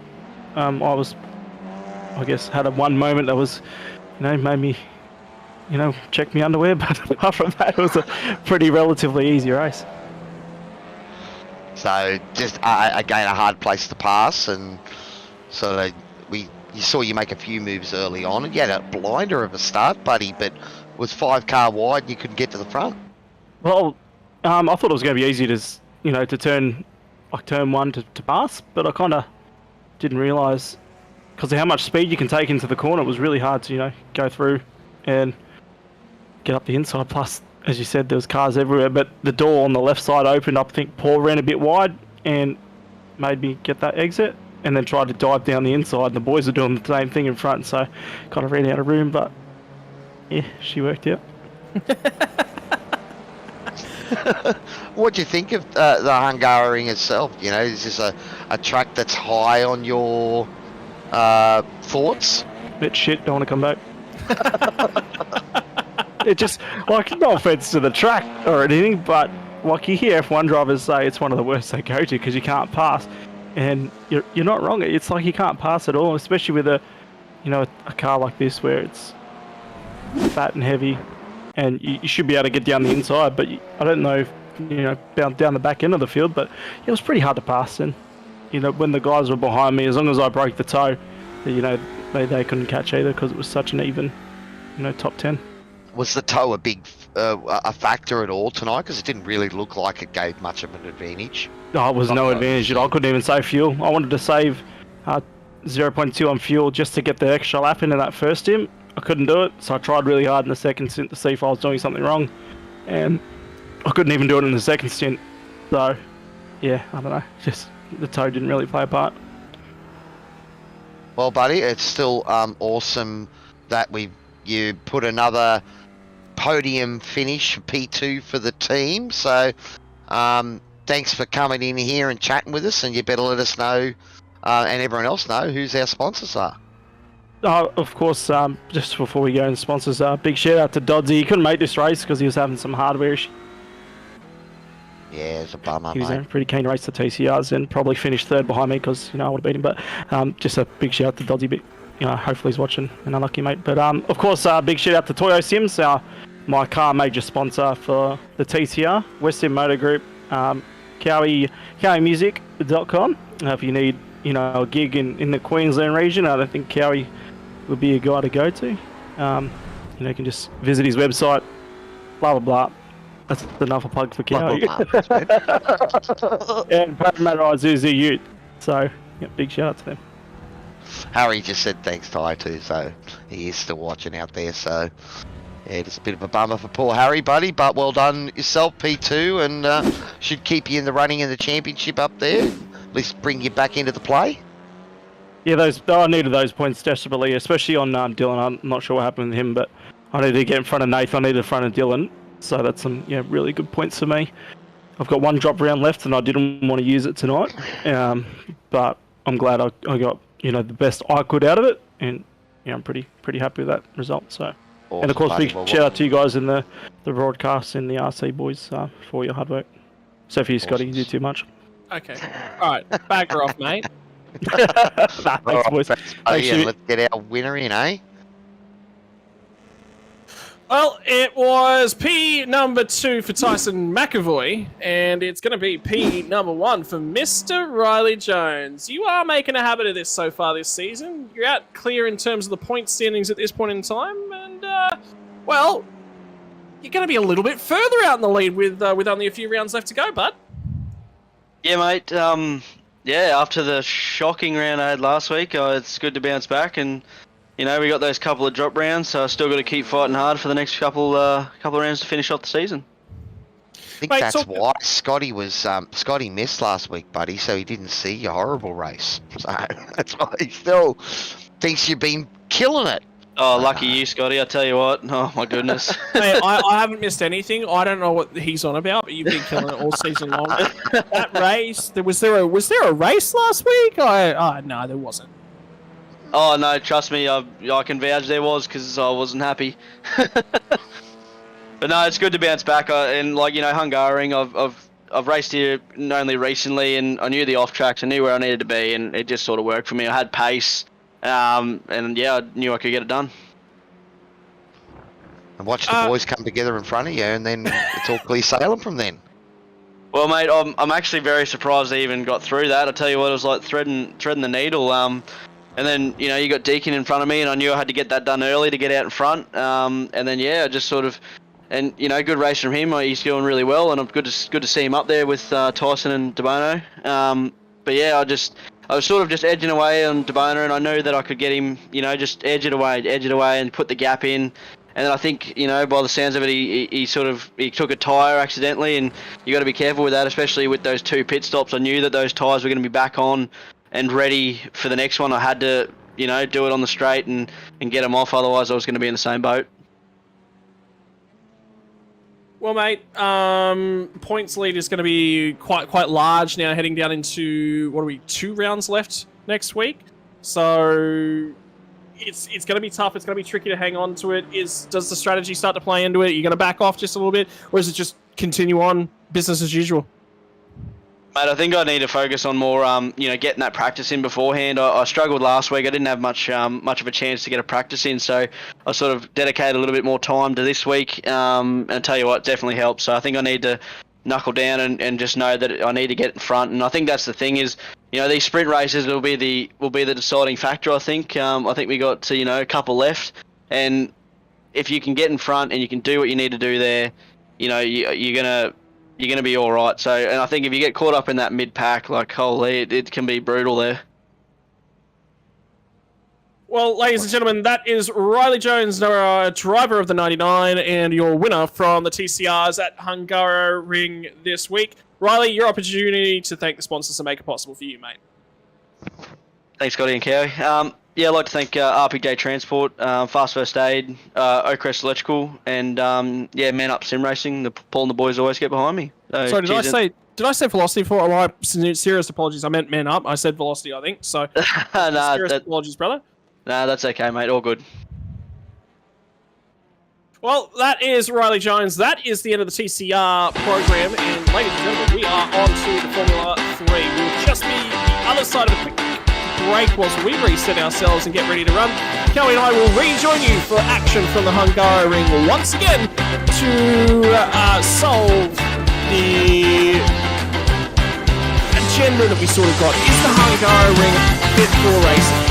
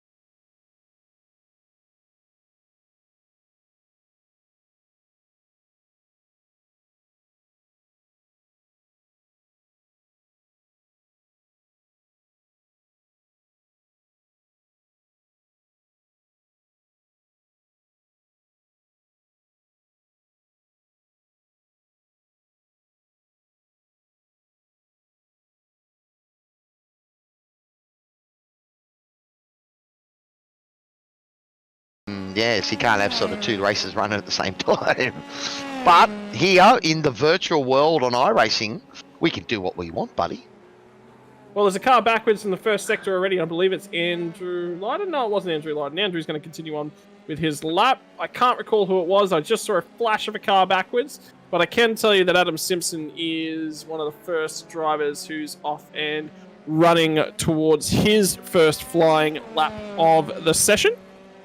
Well, the big news tonight, buddy, is we had Harry Dodds have computer failure, unfortunately, and miss out on the TCR on the grid. Well, the same has happened to Matty Jones earlier today, and looks like he's going to have to upgrade his PC. Thinks he might have fried the motherboard, and it's not racing tonight. So Matty's hoping he can get it all fixed before next week so he can use this one as his drop round. But he's a long way out in front of the championship. And these boys will be eager to take all the points on offer tonight to try and bridge that distance. Yeah, they'll need to take every single opportunity they've got to get points back on Matty. That means he gets no mulligans, no re-rolls, no resets in the final races of the season. It's literally what's there on the table. Let's talk about championship standings as we head into round number, what are we? Round number 7? Round number 6. Round number 6, buddy. 6. So there is 3 more after this. I've been saying there's only 2 more races left after this so far this week. So, but you're racing the Radicals. You should have known it's 3. well, I don't get much time to even think. I get off the train, I walk in the door, and I'm commentating. That's about what my week looks like. Well, I do know a bit of dirt on the back. These cars are running the same fuel limit that the TCRs had, so 20%. We do know that these, again, another car that's fairly difficult to save fuel on.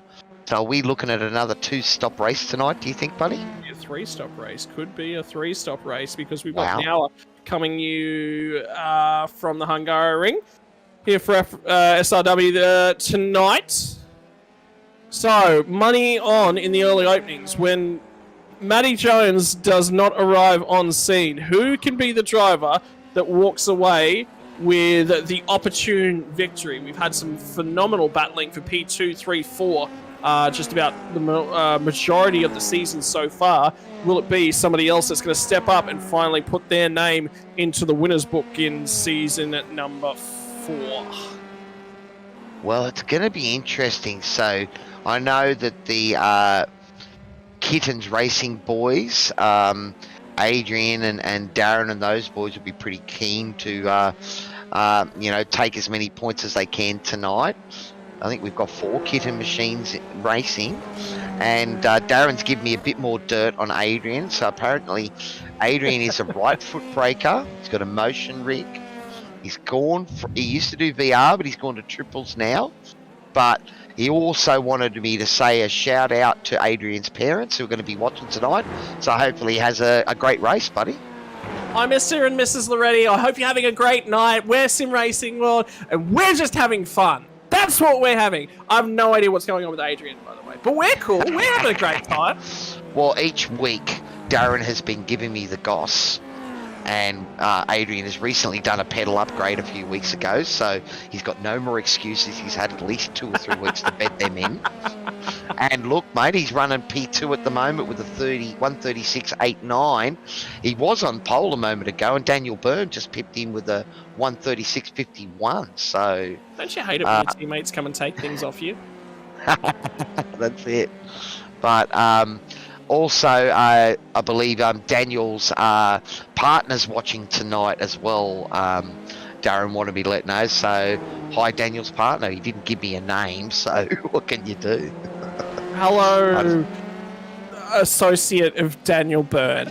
How's that? That's the best that we can do. That's probably the most fair.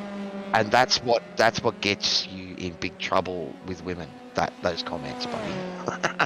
Is that why I get the stink eye?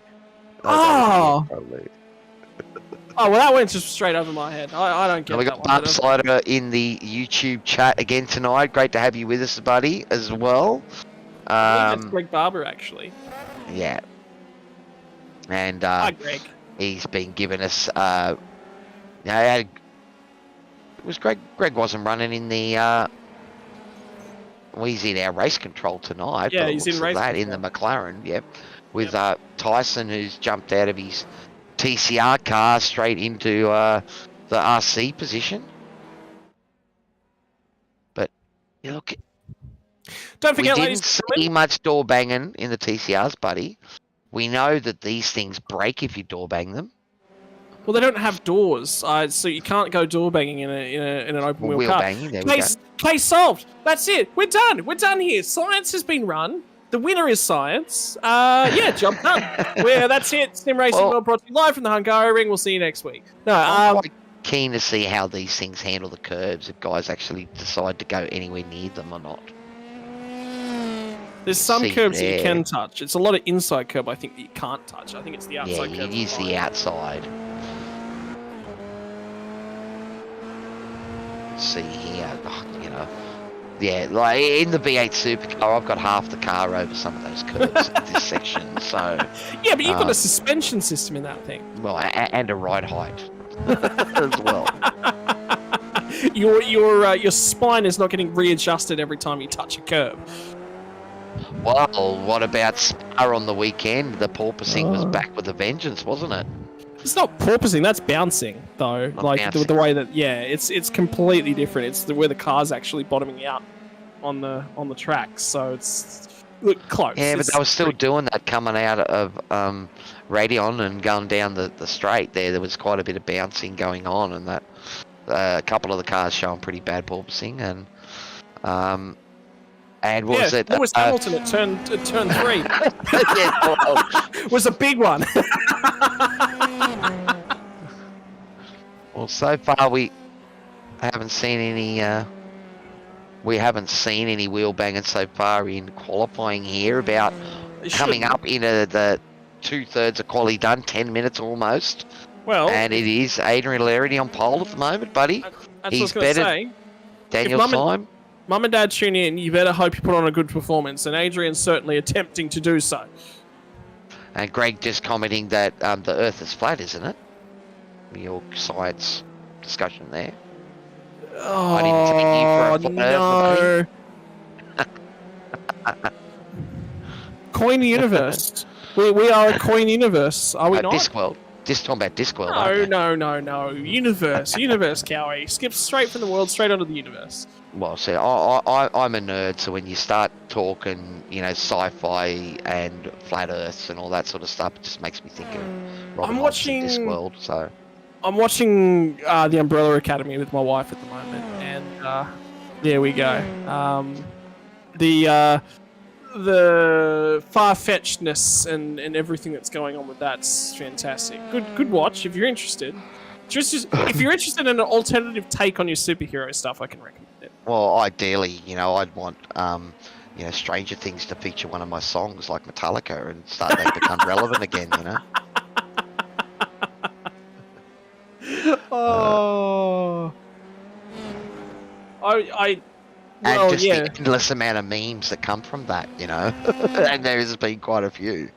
You mean Actually, mayonnaise? I think I watched the thing the other night on YouTube of all the memes that come, reactions of the Belgian Grand Prix, and some of the Ferrari-based memes were rather cruel. Oh, you do And not. social media can be very, very cruel when things don't go the way you intend them to go. Just like Valtteri Bottas's, what was it, right front tire from Monaco 2 years ago, or several years ago. Well, that's right. They didn't get that off for a week, that tyre, didn't they? Yeah. It took them. They had to. It took some heavy-duty machinery to get. If that you're tyre off. going to sit here and apply a rattle gun and a ton of pressure to me, I'm going to sit here and not come off.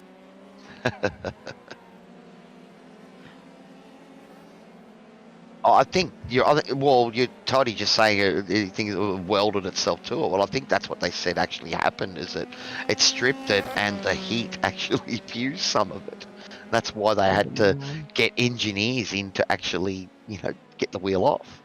Well, I thought they had engineer. Anyway, moving right along. Qualifying is running drastically away from us. And again, same format as before, ladies and gentlemen, with the TCRs. We will be so with your Formula 3s. When we have heat-based racing, the instant that qualifying timer runs out, the qualifying is over. The instant that we've got a longer duration race, which we again do have tonight for both of our races, so an hour duration race here, no reverse grids, no stop-start, nature of the night, the qualifying is allowed to overflow past its duration. So provided drivers are on that lap when the timer runs out, they will be allowed to complete that lap. Awesome. So I've got a little bit more dirt on tonight. So it's a 45-minute race tonight. So we're talking 30 lap race without safety cars.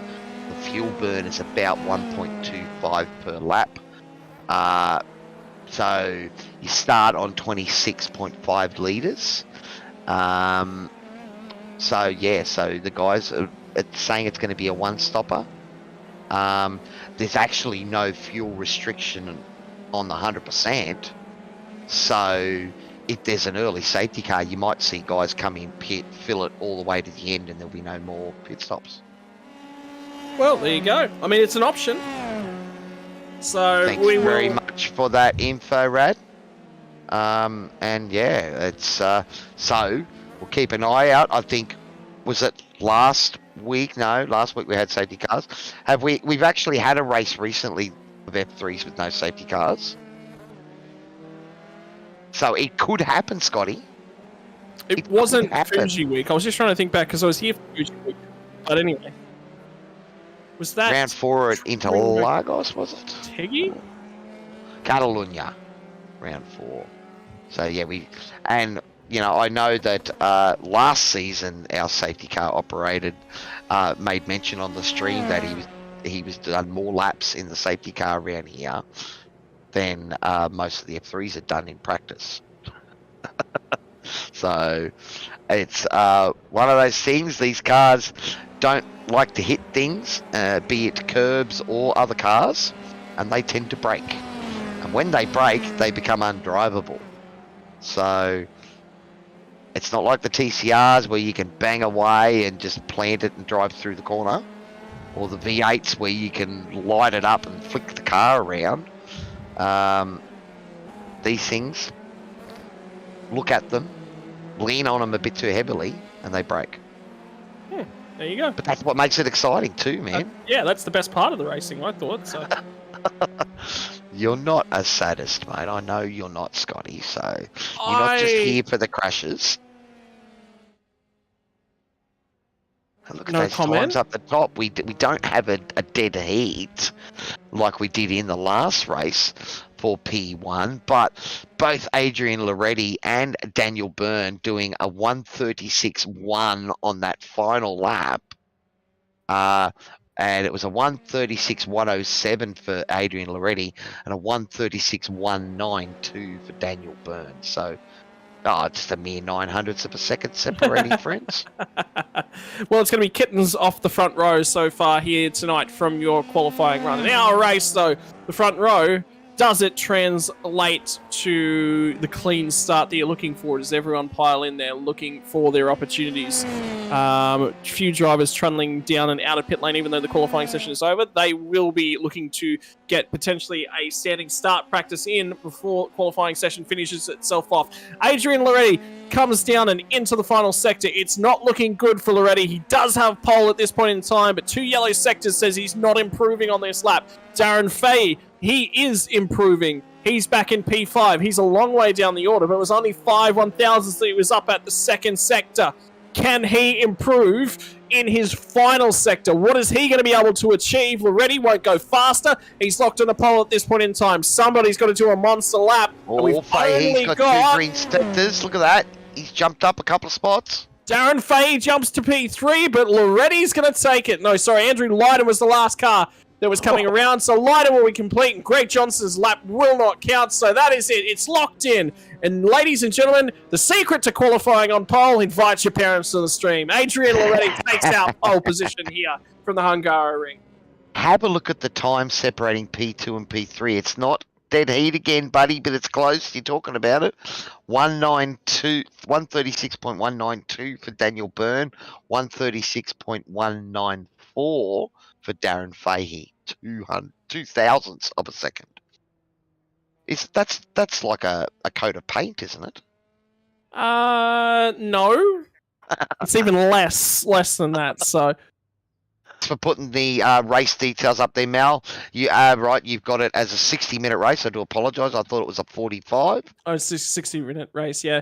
Yeah, because I thought, these guys are lapping a bit slower than 38 laps for a 45-minute race. So that makes a little bit more sense. So an hour race in these cars, buddy. Looks like we've got an intimate grid, and but it should be awesome fun. A track that Formula One cars race at.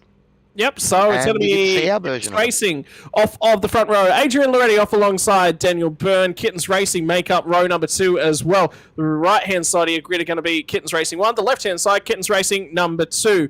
Darren Fahey and Andrew Lyden. Wade Reynolds and Adam Simpson off of row number 3 for Fishy Motorsports. Adam Simpson and JWM for Wade. Brad Hudson off alongside of Dean Sinkovich, Stephen Sinkovich and Carl Pickering. Samuel Thomas and Greg Johnson off of the 6th row of the grid, flipping over the page.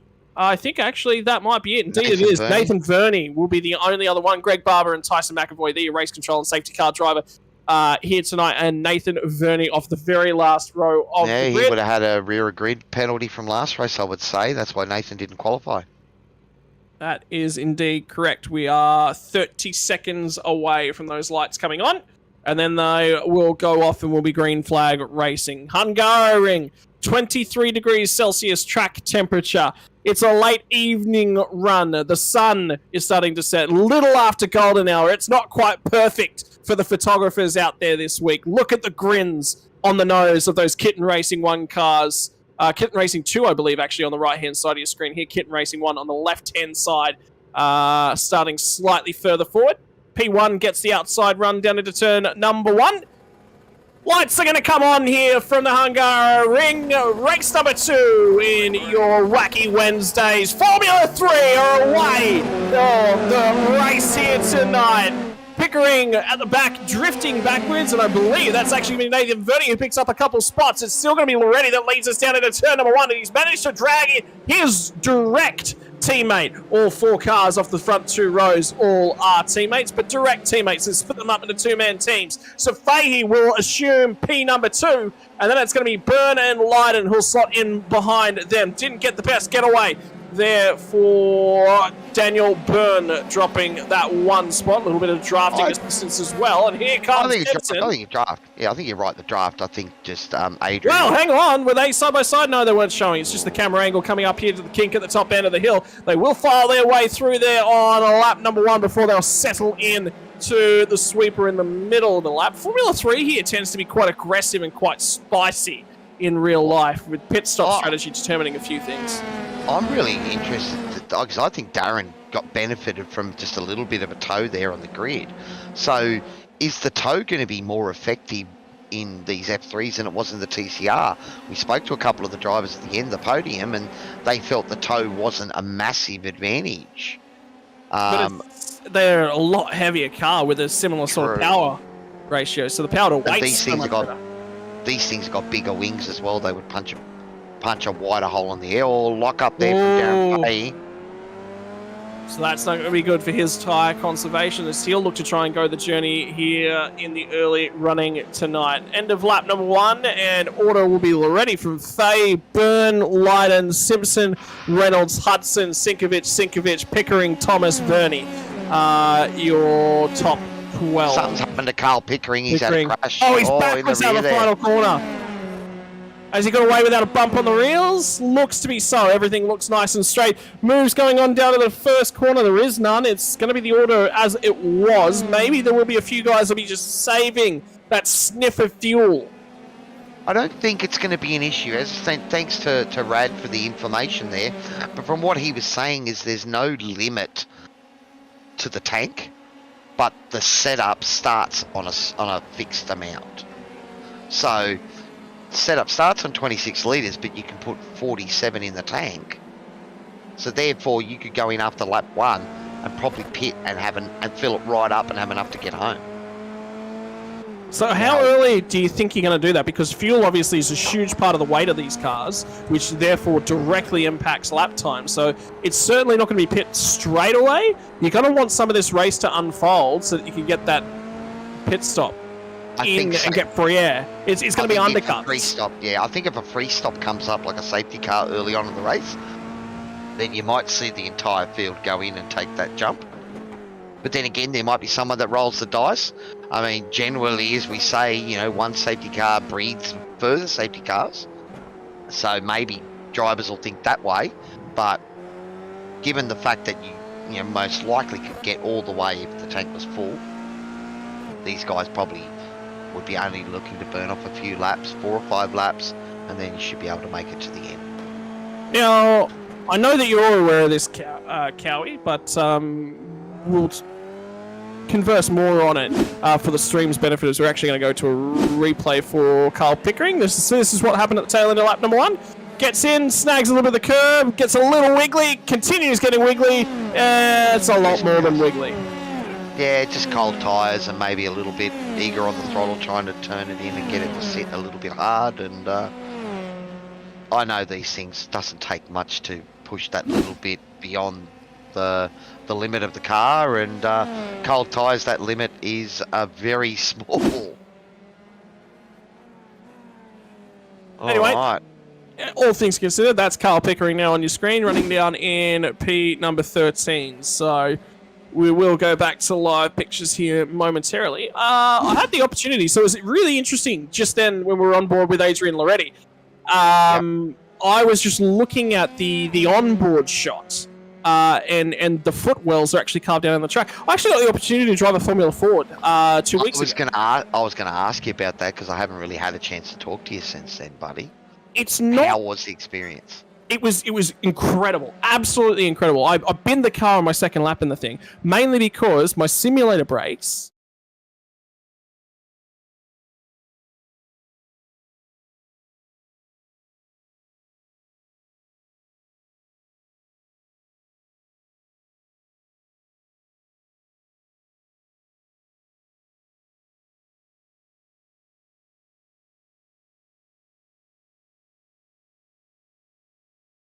So loop sort of right out and around on you. Same sort of thing, but you've got to set before you go on, buddy, looks like we're stuck in a loop there. I know you're trying to work on it there, Toddy. We do apologise out there, guys. SDK deciding to do the replay loop for us. But yeah, sorry, Scotty. We've had a ton of technical gremlins, unfortunately, tonight with our overlays and everything that's been going on. So do apologise for giving you delayed pictures and everything that is indeed going on with the broadcast at this point in time. But yeah, there's unfortunately technical gremlins creep in from time to time, and tonight it's chosen the Hungaroring to do so. Anyway, stuck on the replay, buddy. Yeah, so what I was going to say was that footwell that you saw on Adrian Loretti's car, that was the first thing I noticed when we jumped over there, was that how narrow it is and how narrow the nose cones are. Now, I carry a little bit of extra meat around the middle on me, shall we say. I'm not a thin guy, but I've only got that beer gut sort of structure. I'm very, very lean up and around the shoulders and the legs. I mean, I'm quite powerful within the extremities, but I just carry all my weight around the middle. I've just got that natural sort of a body shape. So I had no issues getting into the... Well, I had a little bit of an issue initially getting into the car, but it was actually a seat formation fitting. But once we removed that... They don't use a shoehorn to get you in it. No, they don't use a shoehorn to get you in it. So they removed... So you know the seat sort of... The layers that they put down in the V8 Supercar seats are sort of inserts in the seat. Yep. When they swap drivers, one of those was sort of sitting in the seat. So I pulled that out because I just couldn't fit inside of it. My hips are quite wide, quite broad. I've got a broad sort of body structure. My legs barely fit down to the pedals. And I'm not a tall guy. I'm just wide. So anyone that's sort of 6 foot or over would just not be able to race a Formula 4. There's too much car. It's too much person for the car.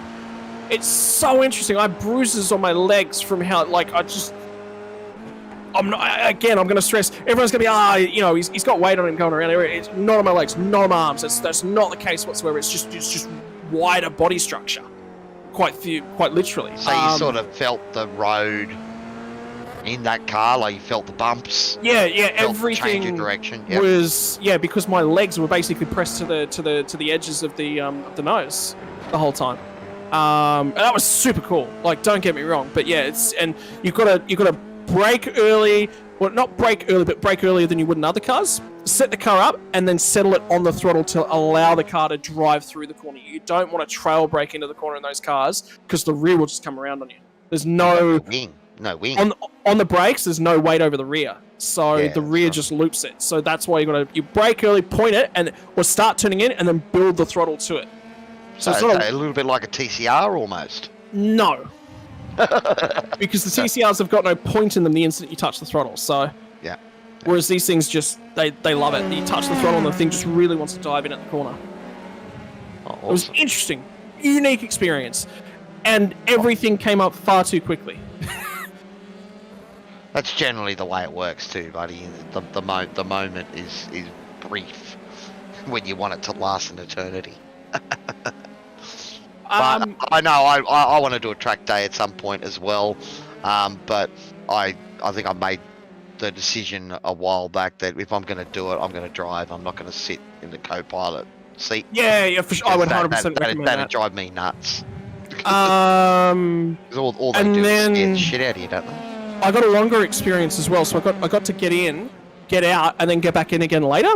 And in the meantime, they had a pro driver doing laps in a two-seater Formula Ford around the track as well. So I was just listening to where he was picking the throttle up once I sort of felt it and felt what everything felt like. I was having a lot of issues in the first 10 laps with setting up the braking and having a crack at that. And that was interesting, that was unique, but it allowed me to sort of adjust myself to the car. The second time I got back out there, I wasn't adjusting to the car so much anymore. I was able to apply a lot of the learnings, and I was listening to how he was applying the throttle, where he was turning the car in, where he was picking it up, those sorts of things. Strongly recommend it. If you're in Sydney, you're in New South Wales or around Eastern Creek, even if you're doing it for a holiday, the place that I went to is Anglo Racing Academy. They do the Formula Ford experiences or V8 Supercar experiences going on down the front straight at Eastern Creek. This was out the back, up and around Corporate Hill. So if you're thinking about that, get in contact with Anglo Academy because they're not there all the time, so you have to book in, you have to look at what dates they are, you sort of have to plan it around. And the V8 Supercar experiences are there as well, so for something that's more cowie-like, shall we say. Less confined in the cockpit. I was going to say, I don't know if you have convinced Mal Powell, who's tuning in on YouTube there, and he's saying your description was just a little scary, Scott. You don't have to go as fast as I did. I went out and just attack, because I grew up racing motocross. So I thought, I had this feeling that I'm just going to settle in and I'm going to be natural and I'm going to understand it straight away, and that just wasn't the case. I needed to adjust myself into the car. I should have taken 2 or 3 laps to learn everything out before I started pushing the pedals hard. Such. I ended up, the second session I went back out, I lost the brakes and nearly fired it into the fence. Man, I see the same thing when my mates come over and want to have a go on the sim. So I've got the Bathurst Mount Panorama lap time up on the wall, so everyone gets to put their lap time that they've done in the supercar around Bathurst up on my wall, and inevitably they all jump in the sim, and the first thing they do is plant it, and the car loops around. Yeah, and that pedal ergonomics is, even when I've got mates of mine who've got their own sims at home, they'll come on here and it's different on my sim. Well, see, here's the thing. In the Formula Ford, I left foot broke. I don't left foot brake on my... No, wait, I do left foot brake on my sim. I was about to say, I'm pretty sure I right foot brake. No, I do left foot brake again. Or maybe it was I tried right foot braking on the Formula Ford because I just couldn't get it down with the left foot. But yeah, it's just so much more. It makes me... My Heisenfeld sprint pedals are sitting behind me and I haven't used them in ages because I've had an issue with the chip and the board on them, and I need to get it replaced. But when they wiggle, you've got a fraction of a second to snap that car back in a line. And I think the only thing that saved me was all the IndyCar racing I've been doing, because it's same sort of level of just reaction time. You've got to have it, and you've got to uncorrect it with the wheel as well as the pedals at the same time in the same instant, or else it's gone. And you have milliseconds to correct it, man. It's amazing. I'll have a read of Greg's comment on YouTube, buddy, because he tends to agree with you. And he said he had a go of it too. And It's the thing that I went and did was an experience. They give you a little bit of coaching, and the whole point is to get you out on track and see what a racing car feels like. It's not to go out there and push the limits. So what I was doing was actually the wrong way to approach it, and I would strongly suggest that if you know, and like I said, when I got in the car, if I'd have sat down and gone, hey, this is something you haven't driven ever before, maybe you should adjust yourself to the controls and feel what they feel like at a lower speed before you go, I don't think I would have had the problem. But anyway, that's life. We all do dumb things. We all learn from them the wrong way. So we've got a bit of battles going on up here at the moment. Is that Adam Simpson Wade Reynolds closing down on Andrew Lydon at the moment, I think. So this is the battle for P4. Yeah, it is. Yes, sorry, you're right. Sorry, I thought it was Wade Reynolds. See, I've just been steadily noticing Adam clawing that distance together, and this is the battle on track at the moment. But yeah, look, it's awesome that we get to, I mean, look, I love my sim racing. I definitely want to try one of those track days, but I know from, just my doing go-karts. Oh, and he's trapped him. Was he deep? Has he made contact? Is that wing okay? So Adam Simpson's gone in deep. The Fishy Motorsports driver hasn't lost a spot, but he's lost 4 seconds to Andrew Lydon, and now he's got Wade Reynolds all over his rear bumper. So now it's recovery time. How damaged is that wing? Did they make contact? And is there diffuser damage for Andrew Lydon as well? Well, that is another factor, because we've seen that come into play, that the rear diffuser, and then the rear of the car feels like garbage after that. I've gotten in trouble actually from Scotty Callahan the last a few times from getting too close in the radicals. Sorry, who clipped him last week and got a penalty? I spun at Moss Corner and tried to get re-going and might have moved under brakes that I shouldn't have done, and clipped Scotty on the second last lap of the race, and he was cursing me. Completely forgot that make it home. He did make it home, thank God, and he won it. So I thought I cost him the win there. But yeah, you can drive those cars close enough together that it won't give you a 0x incident point, but you'll actually make contact and ruin your front nose and their rear bumper, which slows them down on the straights. There you go, which is something I didn't know until this season. He hasn't pitted yet, so if there is damage, he hasn't really noticed it, or it hasn't made it undrivable. And I think Andrew Lydon, we can say the same for Andrew. Andrew's continued on past the pit bay, so perhaps they got away with that. Perhaps he just locked it up and avoided the contact too, or a bit of net code maybe as well. So it's definitely spiced things up, and now we've got to watch Adam try and catch all the way back up again. But who's that battling for 12 and 13, actually? Is that's Verney and Pickering. So Verney's had something happen on that lap as well. That's interesting. He's running good times, but he slipped right back. He's fuel saving. He's done that the last few weeks, Nathan Verney. He's been really, really pushing the pit lane strategy to the absolute extent that you possibly can. And from the back row of the grid, if he'd have been a little bit closer right now, I would have said it was the right decision, but he's too far back to sort of make this work. It'll be interesting. Well, no one has pitted yet. Oh, yes, Nathan has pitted. Okay, that's why he's back there. That makes a fair bit more sense. He's pitted early and has filled it right up to get to the end. So he's playing that long game strategy that we talked about before, buddy. And as you said, he made it work on one of the races this week. One, it didn't work so good. But he does think a bit about strategy when it comes to these longer format races, and we'll have to see how it plays out for him. Well, he's got to set himself up here, because if he's looking for clear track and that's how he's going to get all of his moves done, this is absolutely the right decision. He's quick enough. He's quick enough to get up to a sort of a P5, P6 sort of position within this race. He's got that level of pace. The problem is he was going to have to overtake a lot of cars to get there. The field spread was going to cost him, so he has wormed his way out of field spread. We'll have to see if it pays off for him. And when you go back talking about, the real driving experiences and sim races, jumping into them and having a crack, or maybe pushing a little bit too hard, Mr. Rattlegun Rankin. Never. I do remember watching, I can't remember the name of the YouTuber, but there's an opportunity over in France where you can go to Paul Ricard a few times a year, and you can drive one of the mid-2000 Renault Supercar, Formula One cars. I think it was one of the 2005 Renault Formula One car this guy drove, right? So when he was sitting in the car and they're talking him through it, okay, press the brake. Or Adam Simpson has had another moment, has he? I know, run a bit wide. We'll just have a quick look at that. I'll continue my story. No, so this is a moment from much earlier with Andrew Lydon. Yeah, this is the moment. This is the moment. So Lydon actually, that's an alternative view. We didn't see that earlier. Lydon was wide on the entry, and Simpson's noticed that and tried to sweep up the inside. So this is the alternative view that we've got at the Adam Simpson, Andrew Lydon moment. So Lydon was actually deep in the braking zone then. So maybe Lydon slowed it up a little bit too more than Adam thought he was going to do. And then swept it in at the braking zone, at the apex, and they've sort of crossed lines. So that's...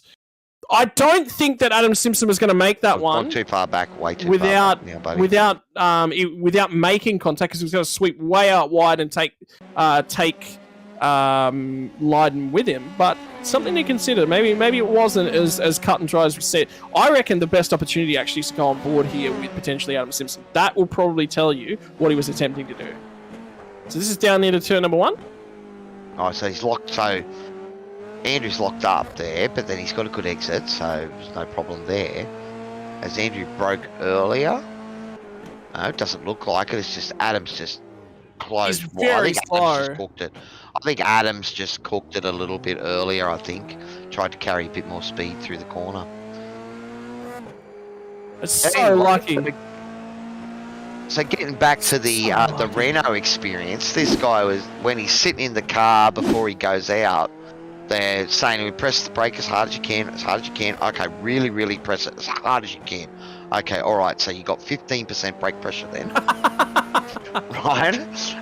But they said, but okay, but it's all right, you know, when you're in the car, you know, the G-forces will help you there and that as well, right? Now, a couple of things that they said, they only let you do 3 laps, because after 3 laps, you start to become confident in the car, and that's when you might bin it. So he said they bring you in after 3 laps. Oh, Nathan Verning's gone around in the last sector. He's just got the move done on Samuel Thomas and Greg Johnson, and now he's had to hand it straight back. So there goes any opportunity of the undercut working in his favour, because he's just lost all the time he would have made. And that is going to be the rear just looping around again, because it just seemed to be that you trust the car on entry and you carry just a little bit too much speed. Perfectly to your point. Perfect illustration of your point right here. He's done more than 3 laps. No, that's a downshift. It is a downshift, yep. Maybe a double downshift thing, you know. So I know I had to adjust the sensors on my paddles from my Formula wheel, because it was doing a double shift every now and again. So maybe that's what's happened to Nathan. I think, was it a couple of months ago Nathan was saying he was having issues? I know Tyson has issues with double shifting in one of the TCR races. I can't remember if Nathan's had it, but we see here he's pushing back hard and getting back on it. So if you fall off the horse, what do? Get back on it again? Send it down the inside one more time. Around the outside he'll go. Greggy Johnson will give him some space, and Team Greg. I actually want to say a shout out to Greg Johnson. He's actually sent me a Rattlegun Rankin TCR livery today. You showed me that before, and it looked pretty good actually. That came from Greg. Yeah, so I still think it needs a bomber girl on it though, I think, man. So the bomber girl holding that rattle gun would be pretty good. Well, I mean, anyway. moving right along. Battle for P1, P2's actually started to really heat up. Darren Fay's actually really closed some time down in here onto Adrian Loretti. Was that the gap down to about half a second now? So it's closer than that. That is much closer than that. It was closer again.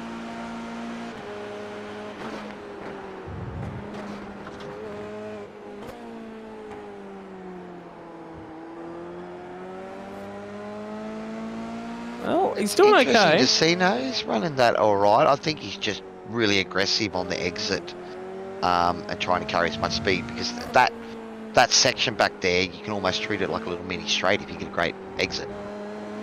Yeah, use it as an opportunity to really close up, extend that margin, etc., etc. But then, like, this is so close from Darren Fahey. I'd say Fahey actually has the better pace of the two, but the downforce he's losing in that middle sector is not allowing him to show that speed. But he's right there now. This could be at the end of this lap, start of the next lap. Have a crack, Darren. Go to the pits. Go for the undercut, son. I think.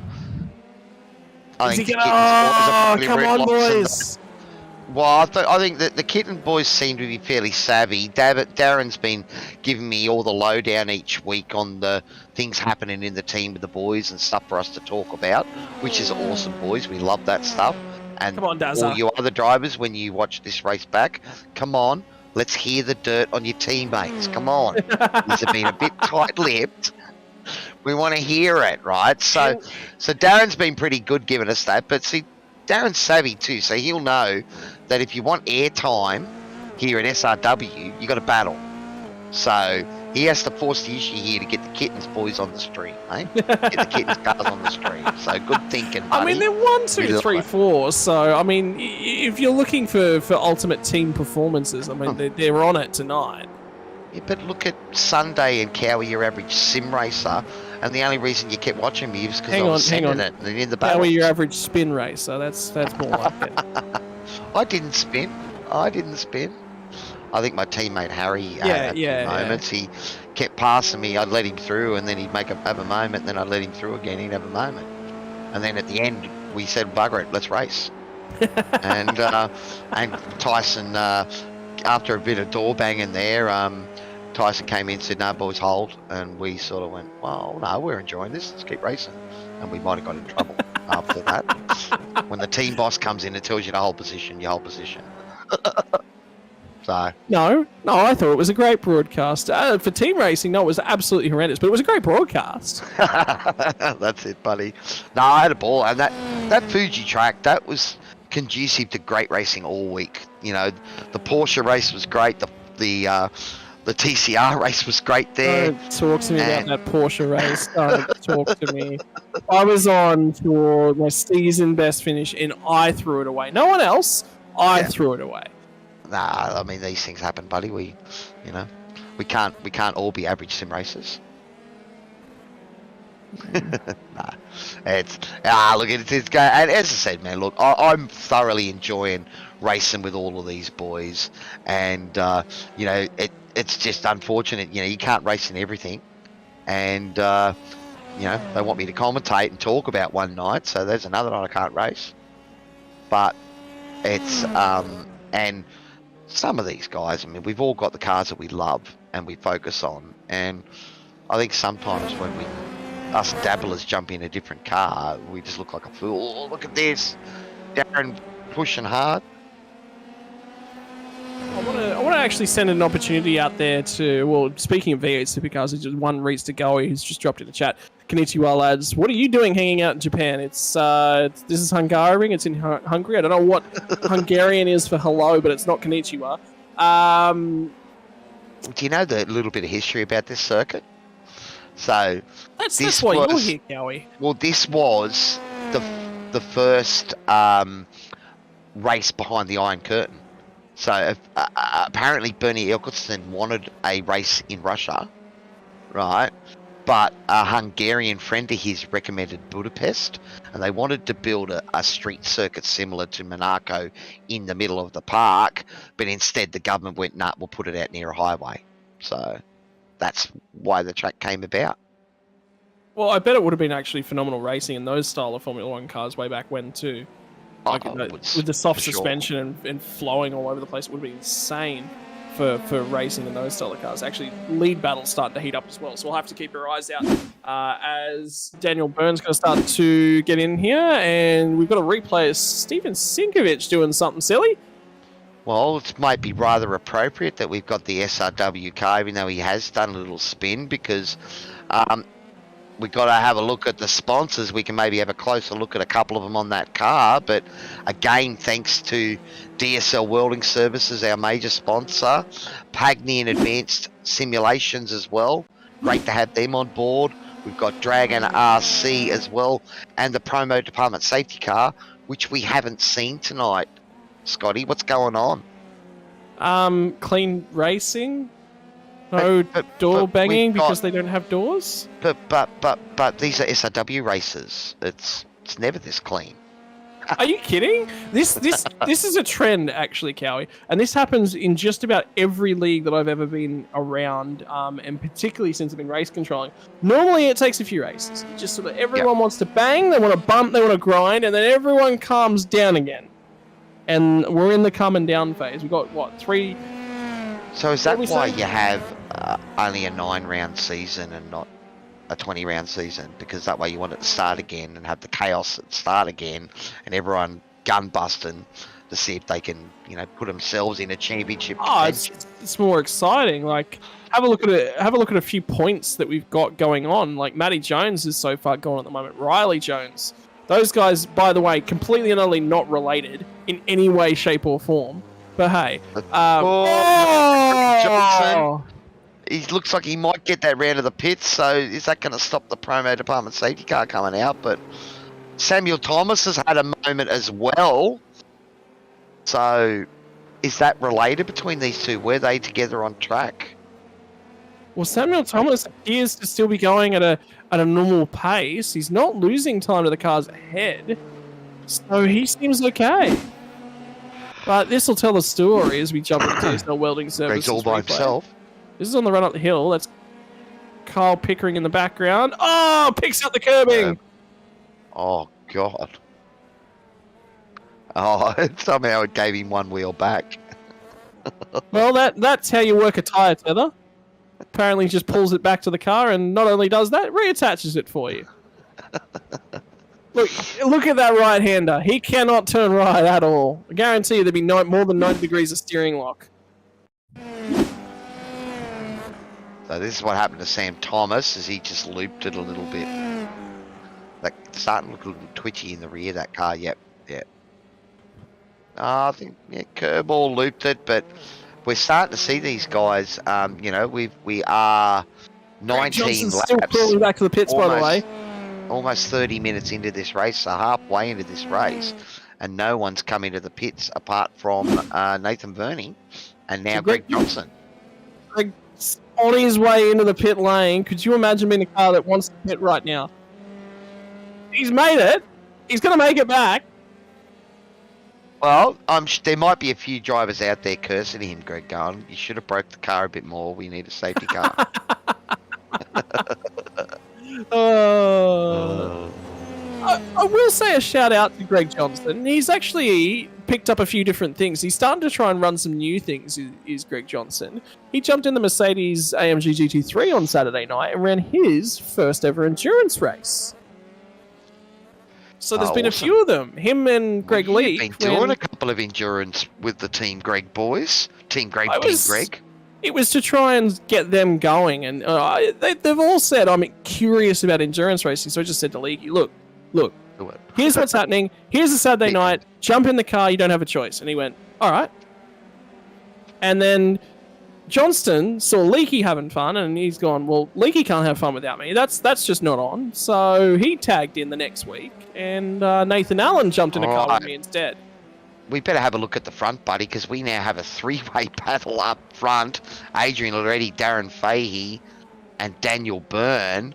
The kitten machines are line astern now. So is Adrian starting to get a bit of fall off on the tyres? And the boys behind catching up? Could you imagine if this went all... Do you want Kitten 2 to take out Kitten 1 and Kitten 1? Well, I'm just saying, if this went all wrong, you'd have an absolute kitten, wouldn't you? Oh,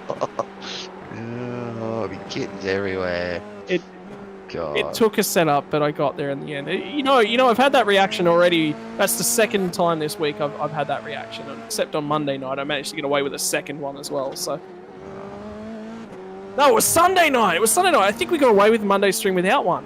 So there you go. I got through 2 in Sunday night stream. That's what happened. Ladies and gentlemen, my name is Scotty Rattlegun Rankin. This has been fun. I'll leave the building.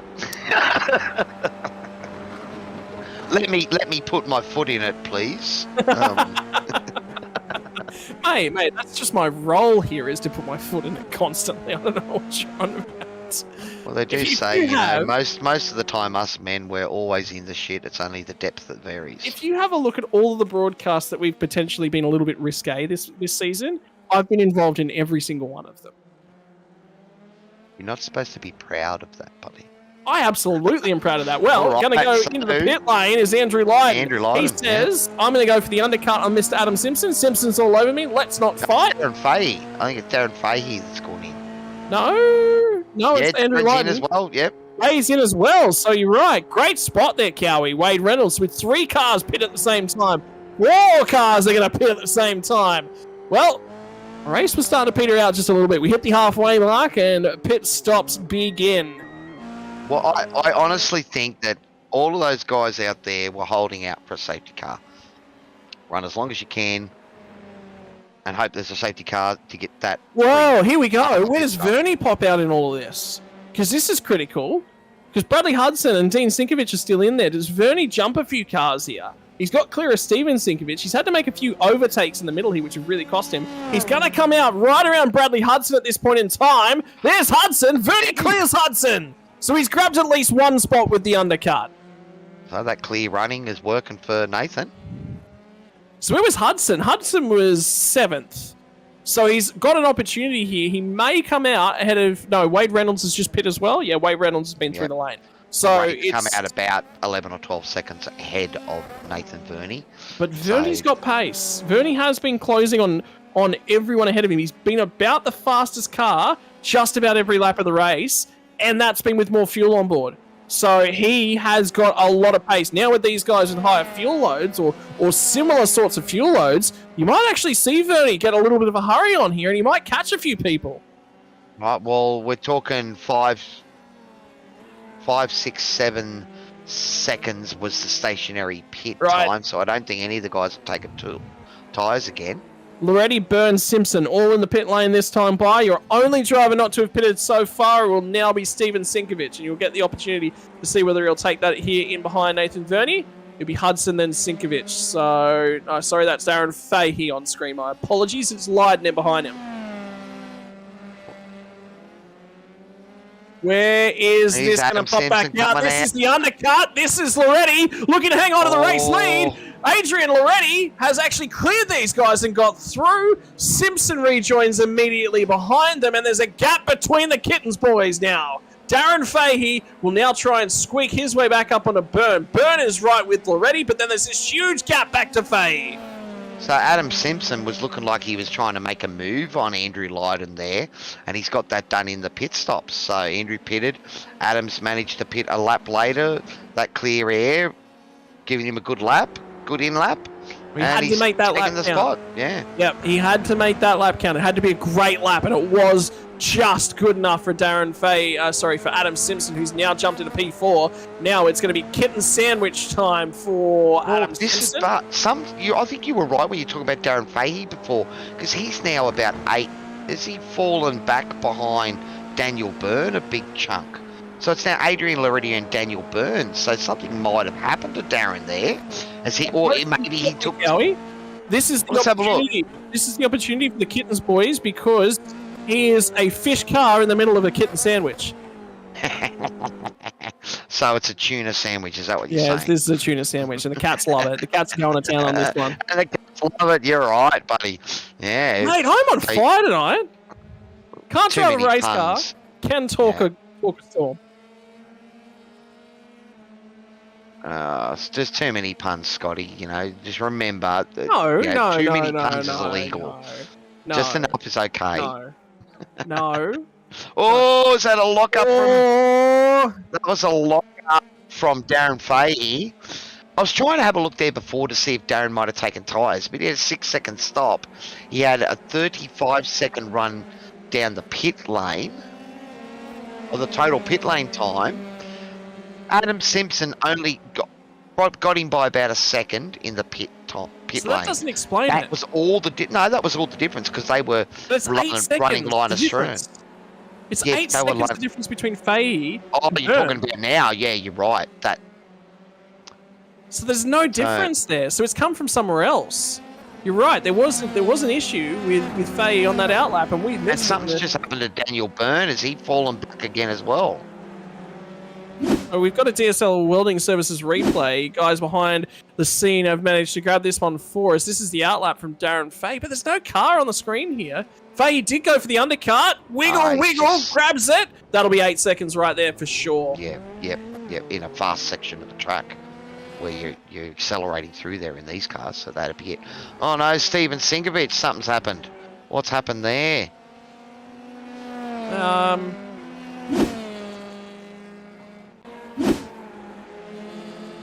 So we'll get the replay of Steven Sinkovich here in just a moment. In fact, on cue. That's pit lane exit from Mr. Sinkovich. High fuel load. Just looped it around. I don't think he's taken tyres because his pit stop time was only 7 seconds, but just looped it around a bit too much of the loud pedal, I think, there from Steven. Nathan Verney has just set the fastest lap of the race, boys, with a 36 flat.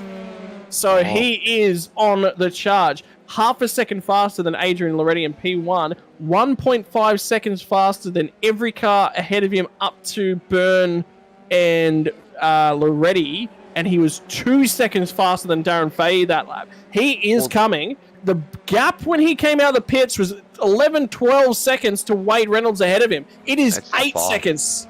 Yeah, it is. It's closer to 5 now, yeah. It's inside 5, look at that. So it is going to be on for those positions in a few laps. In the meantime, this is the battle that's continuing to rage over 4th place. Over 3rd place with Darren Faye, Adam Simpson and Lydon. So Simpson is closing, and I think Lydon has just been pulled along here by the draft. As soon as he drops out of this draft, I think he's just going to drop these guys, and they're going to disappear into the sunset. Well, it's also hot up to the front too, with Daniel Byrne is closing in on Adrian Loretti as well. So there's kittens aplenty out there, buddy, and they're right in amongst it, as kittens normally are. Well, we'll keep an eye on battles Samuel aplenty. Thomas. Hang on. It's time for an overtake. It's Adam Simpson who's going to go to the outside here of Darren Faye. Faye opts for the block, opts for the aggressive defense. Now it's going to be the over-under, looking for the run down into turn number 2. No draft on offer here for Adam Simpson. Will he hang it out the long way round? No, he's going to opt to point the car nice and cleanly. This will be difficult to try and get the move done through turn number 3, and on the run up the hill, he needs to be slightly further along. He's going to shove the nose out. He is going to shove the nose out. There's a missing front wing on that car, but I think that is just going to be a graphical bug. We get away with it. Simpson is still there. Simpson to the outside. Are you kidding me? Simpson gets a move done at the outside of turn 5. Just carried great speed around the corner and great trust. And that's the thing about these cars. If you trust it and the grip's there, you can carry speed. And that's what we saw. He just drove around the outside of him. Great drive. Adam Simpson will jump from a P6 starting position up onto the podium as it now stands. Nathan Verney still trying to come back at these guys, and with them squabbling up ahead, that's time he's taken out of them. It's time Wade Reynolds is taken out of them as well. 3 seconds now the margin from Verney to Reynolds, so he's taken another 1.5 seconds out of that margin as well. It is coming now the way of Nathan Verney. Keep your eyes out for it, and with just under 20 minutes left to run, we are starting to get to the spicy end of the race, ladies and gentlemen. It looks like Adrian Loretti's reacted up front there as well, so he's just found another couple of tenths, and the gap is now to just outside a second back to Daniel Byrne for the front running position. But it's this battle mid-pack that we've been following, and looks like Darren Faye is staying close, and Adam Simpson might have got past, but he hasn't been able to get clear just yet. No, well, that draft will pull him along, but it's this middle sector where Simpson's going to have to be quick and try and get away. We might see if we can try and grab a DSL WELDING Services replay. Not just lockups from Faye, it was a lockup and a run wide from Adam Simpson as well. Very wiggly, and now it's going to be Lydon It'll be interesting to see whether or not the teammates work together here, and maybe Lydon's got pace right now where Fahey just doesn't. Remember though, Fahey, over the last couple of laps, has had clear air to the nose cone of that car. This is the first time he's been running in that wash, and he did not like it through that middle sector. No, and look, the Kittens guys were telling us last week that there's no real team orders, but, you know, obviously... I think Andrew will have a few of those. Oh, right about now. So has Darren adjusted his brake bias back a little bit, or he's pushing hard? Because we've seen a few puffs of smoke. I don't know. Has he cleared that draft? Darren Fahey is going to drop out of the draft here of Adam Simpson. Simpson is gone. And Lydon, I think Lydon will be disappointed. Lydon will be wanting to get on with this one, so I think he's going to need Fahey to move. Yeah, there is nothing closing down in a straight line. He is clear. Adam Simpson with a big moment then, and that's bridged that gap of back in again. And Lydon's now going to drop out of the toe.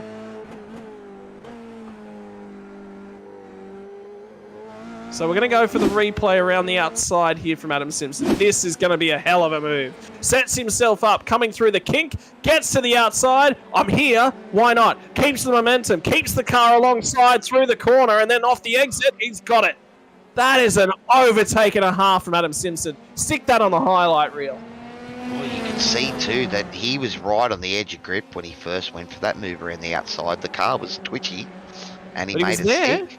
Once you're there, they've got to adjust to you. You are definitely there. You're significantly alongside. The car was twitchy as he was going out there, so he could have easily lost it. Something to keep an eye on now. Nathan Verney within 1.5 seconds of Wade Reynolds. Reynolds starting to fall off the back of Lydon though now. And Fahey has responded. He has got himself back inside that draft range. So there's a few battles starting to come our way. It's not over yet. Well, at the moment, estimating another 10 laps remaining of this race if we stay green. And the promo safety department car. Promo department safety car? Yeah. Is that what I meant to say? I've forgotten what it looks like, buddy. So there you go. I forgot how to talk about it. The safety department promo car. Yeah, it's, you know, if it keeps going, it'll only be the second race for the F3s in SRW history that we haven't seen the safety car. But of course, well, we haven't seen it. I think there was only one race last season. We've seen it. Yeah, it was like once or twice, I think, prior to this season as well. So there have been a couple of opportunities outside the season, but I love it. Love the enthusiasm, Cowie. Well, look, we don't say that we're sadistic or anything like that, but a safety car that just bunches everything up for the finish of a race, that's, you know, pretty much high on the commentator's checklist, isn't it? Yeah, I mean, it is. Imagine if you're in Nathan Verney's shoes. Remember, we're going to have those 2 laps on a safety car or so as well. You come in, you grab some fresh tyres, because why not? But then again, at the same time, you're going to lose your spot in that queue. Under safety car, you work those tyres hard and you get them back in. Alternatively, you just let them cool off. And now Wade Reynolds is going to run a little bit wide. Verney's still going to look for the overlap. Not quite there. Will lift it out. He'll have a shot at the bottom end of the hill this time by nearly alongside. Nearly. He's got the nose cone there. He's up the inside. He'll have to brake a little bit earlier. Wade Reynolds is wide, and Verney will get the job done. Yeah, nice driving from both boys there. And you can see both of them were worried about the car getting broken because there was about 3 or 4 cars between them. So... Update, fastest lap has just come in from Adrian Loretti. So he's now going into the 35.9s. So Adrian is responding. I know that Daniel has been keeping the pressure on him, not letting him get away. Every time that gap breaks out to about a second, Daniel pushes a bit hard, get it under, and then we're seeing Adrian push hard again to extend it back out. Just in the YouTube chat, Reese there was asking if there would be enough round of pit stops, and Greg was confirming no, that wouldn't be the case. And as I sort of said earlier in the broadcast, Reese, there's no fuel restriction limit on the car, but they only had 26 litres in it at the start. So they needed to come into the pit to stop. And we saw Nathan Verney pull off the early pit on lap 2 or lap 3 and still be able to put enough in it to get home. So We will not have any further stops. And at the moment, it looks like we might have green running all the way to the checkered flag. Well, lap traffic actually has just gotten in the way of Adam Simpson. So he will try and get clear of that, and indeed will finally get down the inside. But has that hampered that group's running order? Has that hampered that group's pace? Indeed it has, because it's brought Fahey back into the draft for Adam Simpson. So Simpson was starting to get a scarper on, trying to disappear up the road. And now both of those cars in behind him have caught back in the draft, and Darren Fahey's immediately going to drop back out of it again. He is so on the limit. Picks the throttle up nicely. He's got momentum. He might get back into it in the straight. He is indeed back into that draft once we get back onto the straight. So both the Kittens boys that are in P4 and P5 still in with a shot at getting onto the podium at the end of things. I wonder if Darren's just overdriven that car a bit too much early on in the race, and now those tyres are starting to protest a little bit more than his competitors around him. We do know that he's fast and he's got the skills, so so he's driving it hard, but you can see that he's definitely trying to minimise that steering input and not put too much load into him. But well, right now, I know that Nathan Verney has just gone purple. He has just set a new fastest lap of the race with a 35.8, nearly a second faster than Loretti. So Loretti's had a really, really slow lap. He's dropped half a second back to Daniel Burns. So Burns coming back at him. He's taken a second out of P3, 4, 5 when they were dealing with that lap traffic. Nearly 1.5 seconds out of the 701 of Andrew Lydon. So Verney is coming. The difficulty for him here is that there's 12 minutes, under 12 minutes left in this race. He would need to go at that pace to the end to have a sniff, and something would need to happen in the group ahead. But with last laps, the Kittens boys may just get over-eager. well, I think, we talk about how powerful the draft could be at certain tracks and how it keeps bunching the field together. But I think earlier you also mentioned that aero wash. And I think these F3s are one of those cars that really do feel it, or that Greg Johnson deciding to look at what the track looks like facing the other way there. But that aero wash, and we're seeing it here, Daniel Byrne closed to within about 4/10 of Adrian Loretti. And now that he's got under the bumper, he's lost a couple of tenths back. So, is that aero wash again coming into effect? Maybe. Nathan Verney's just gone purple in the middle sector once again. I think he did improve upon his lap time from the previous lap, but it was only by 100th or 200ths or so. So whilst he is purple on that lap chart yet again, it was only just. This time he's only taken 1.1 second out of Andrew Lydon ahead of him, and Lydon dealt with a lot of traffic on that lap. Greg Johnson's backwards at the sweeper in Adam Simpson's overtaking spot. At this point in time, I think he's going to get the opportunity to rejoin safely. You think he's just rolling now, just ahead of Verney right here, but that would have been a moment. No, he's still on the outside, so he's just hanging out there. That might be a hardware failure from Greg Johnson. I'm seeing 3 or 4 Greg Johnson crashes on SDK, so I'm wondering if he's damaged that car and he's had another off track, tried to turn it, it won't turn. Perhaps we can see what happened to Greg in the first. Oh, he's rolling. He is rolling again, but we'll get the option to have a look back at the initial incident, which is Greg Johnson in the first sec. You know what? He's let the whole field trundle by. He's taken the option to get out of the battle pack. So locked inside wheel, too much speed, and around she goes in the first turn. Rolls the car backwards so it's safely out of the way. Yeah. And then rejoins the circuit once he knows that the track is clear. So he has rejoined the track behind Wade Reynolds. Right. Okay. So yeah, he's just driven out of the way to let people through. Nah. Greg realising he's not a part of these battles tonight, and the last thing he wants to do is ruin someone else's race. So just getting out of the way. Could be fresh tyres he's going for. Could. Well, the hit over the curb, it's easy. You could damage the underneath of that car. Oh! Yeah. He's ended up in a couple awkward places. That's probably damaged the underneath of that car. So.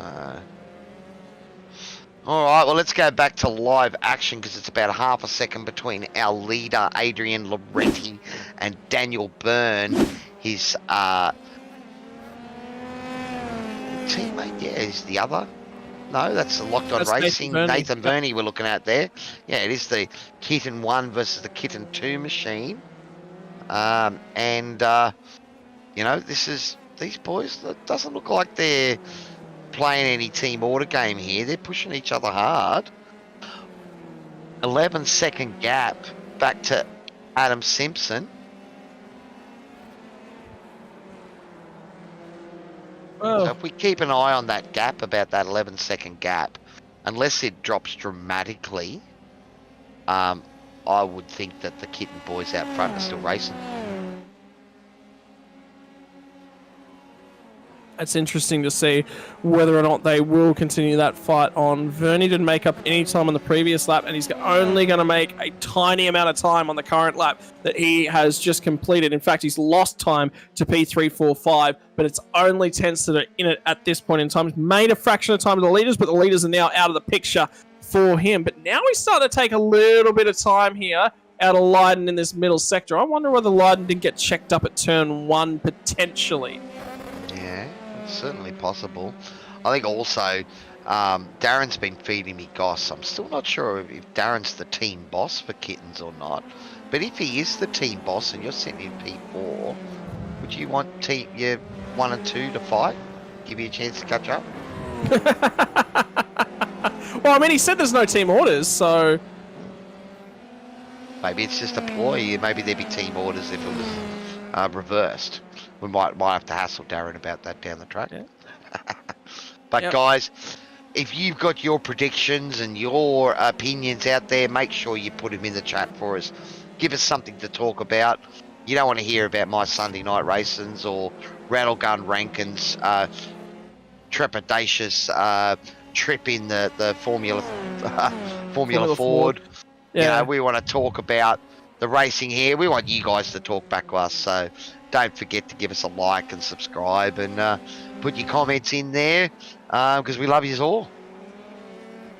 Love's a strong word, Cal. Let's not go love. No, let's hang on. not. That was fast. That was a fast forward reference. Get a pure sense of enjoyment, shall we say, out of everything that gets posted to chat. Alternatively, if you have an insult for me and you think that I would find it hilarious, I do find insults hilarious. So, I mean, I'm always down for that. Like, that doesn't bother me. Well, it is one of the things they say about Australians and Kiwis and Canadians to a lesser extent, that we're those type of people that we more often than not use an insult to greet an old friend and use a politically correct term to greet an enemy. I use my front bumper to introduce myself to my old friends. Yeah, I know. Toddy in the background was getting a bit nervous there when we're starting to talk about the way Australians swear when we greet each other. But we weren't going to give graphical explanations there for you, Toddy. So anyway, all battles right. they have continued so far tonight as we close in on. We're under 5 minutes to go, champions, and we haven't really talked about the battle out on track in a fair while. But it is still holding. So even though Simpson has managed to break that toe to Darren Fahey, I don't know how many times, he can't get away from it. The same can be said for up the front where brakes continue to be locked. Oh, this is getting hotter. Daniel's having a go here. Because we are inside the last 5 minutes. Maybe 2 more laps. Maybe 3 more laps. We're a minute and a half laps. So there's potential for 3. There is potential for 3. It all comes down to where they get to on this lap right here. If they get back to the line, and there is, I'd have to say, timer would have to be at, basically 58 minutes. If it's underneath 58 minutes, we would probably only get 1 more lap in. But I'd say, based upon where they are, we're getting 2. Certainly looking that way, and the boys are still pushing hard. You see Adrian just able to skip out through the middle sector of the lap, and perhaps the toe there just giving Daniel a chance to close back in the end of the last sector and the start of the first sector. But he's running out of time. Going to have to try and force a mistake maybe out of Adrian, who at the moment, those new pedals are dialed in. the motion rig is working its butt off, and he's loving it out there, and got a clear track, and only a few minutes left to keep it that way.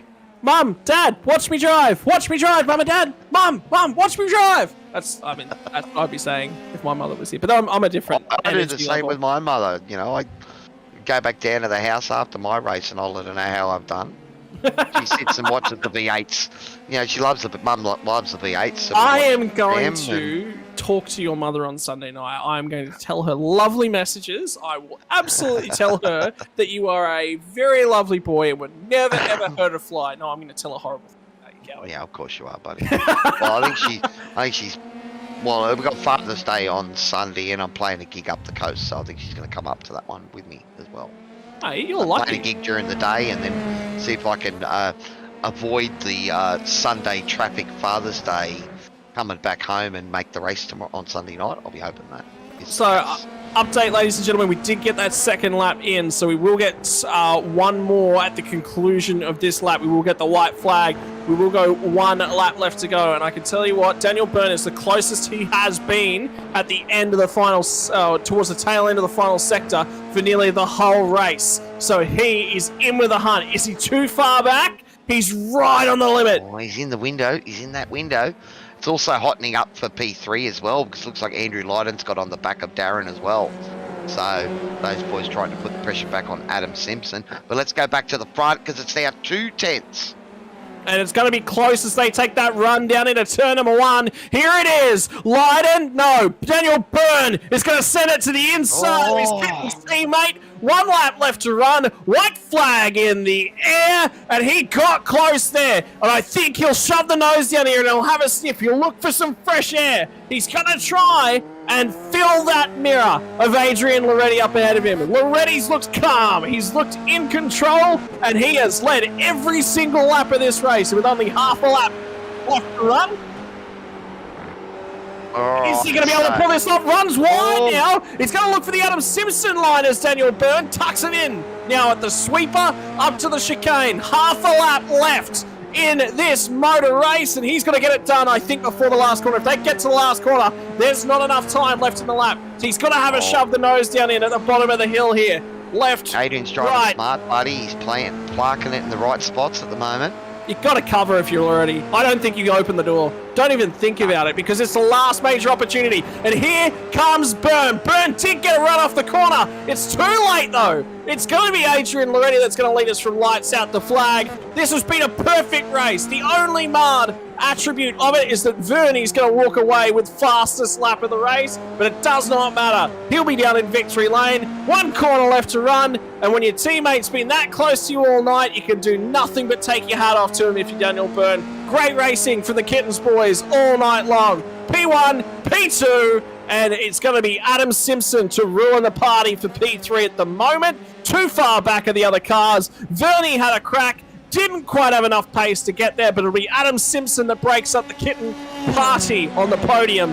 And finally, Fahey and Lydon. Verney will get through there in 6th in the Locked On Lads entry. Great recovery drive from the rear of the grid for him.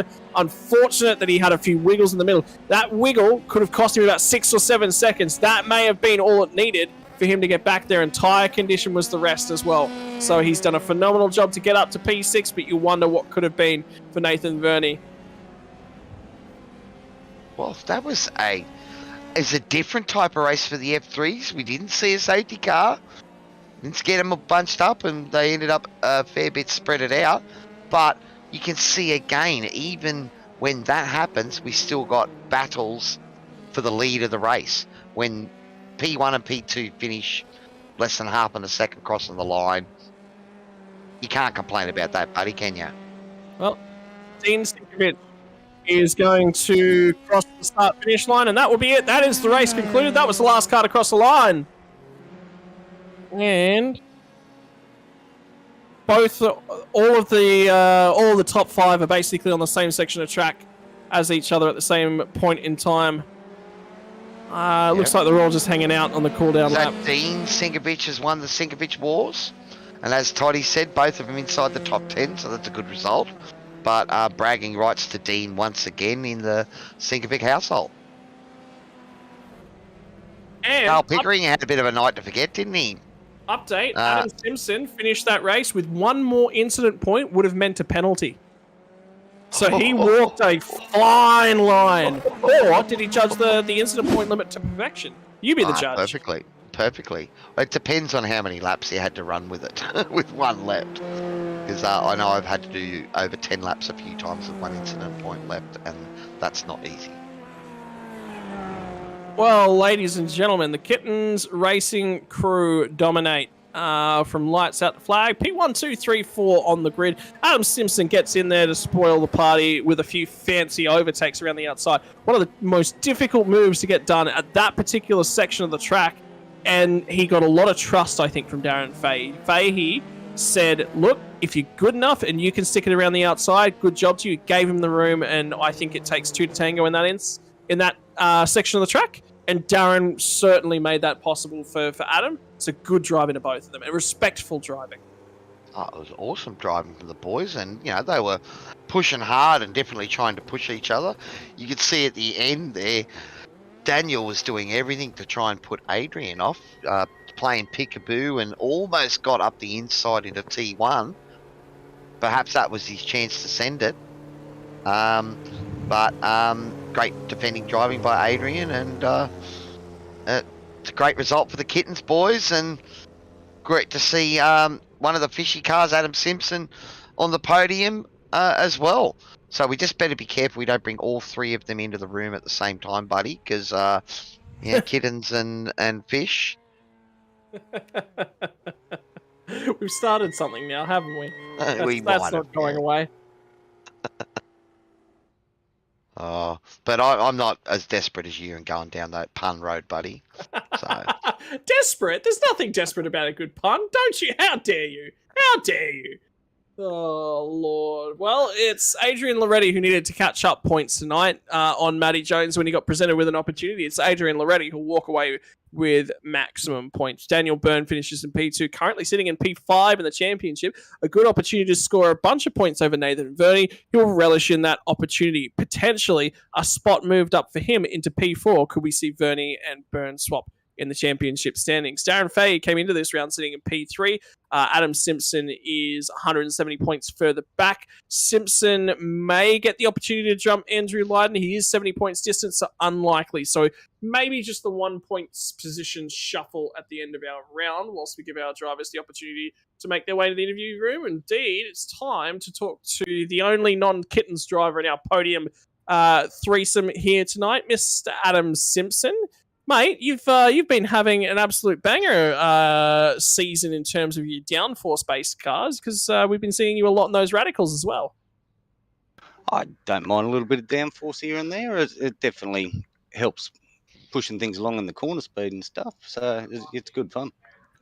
So apparently you're a big fan of high and medium speed corners and corner speed through them. Oh, yeah? Where'd you hear this? Well, we saw it tonight, buddy. What was that move around the outside there? It just stuck, and you carried speed. That was a cracker.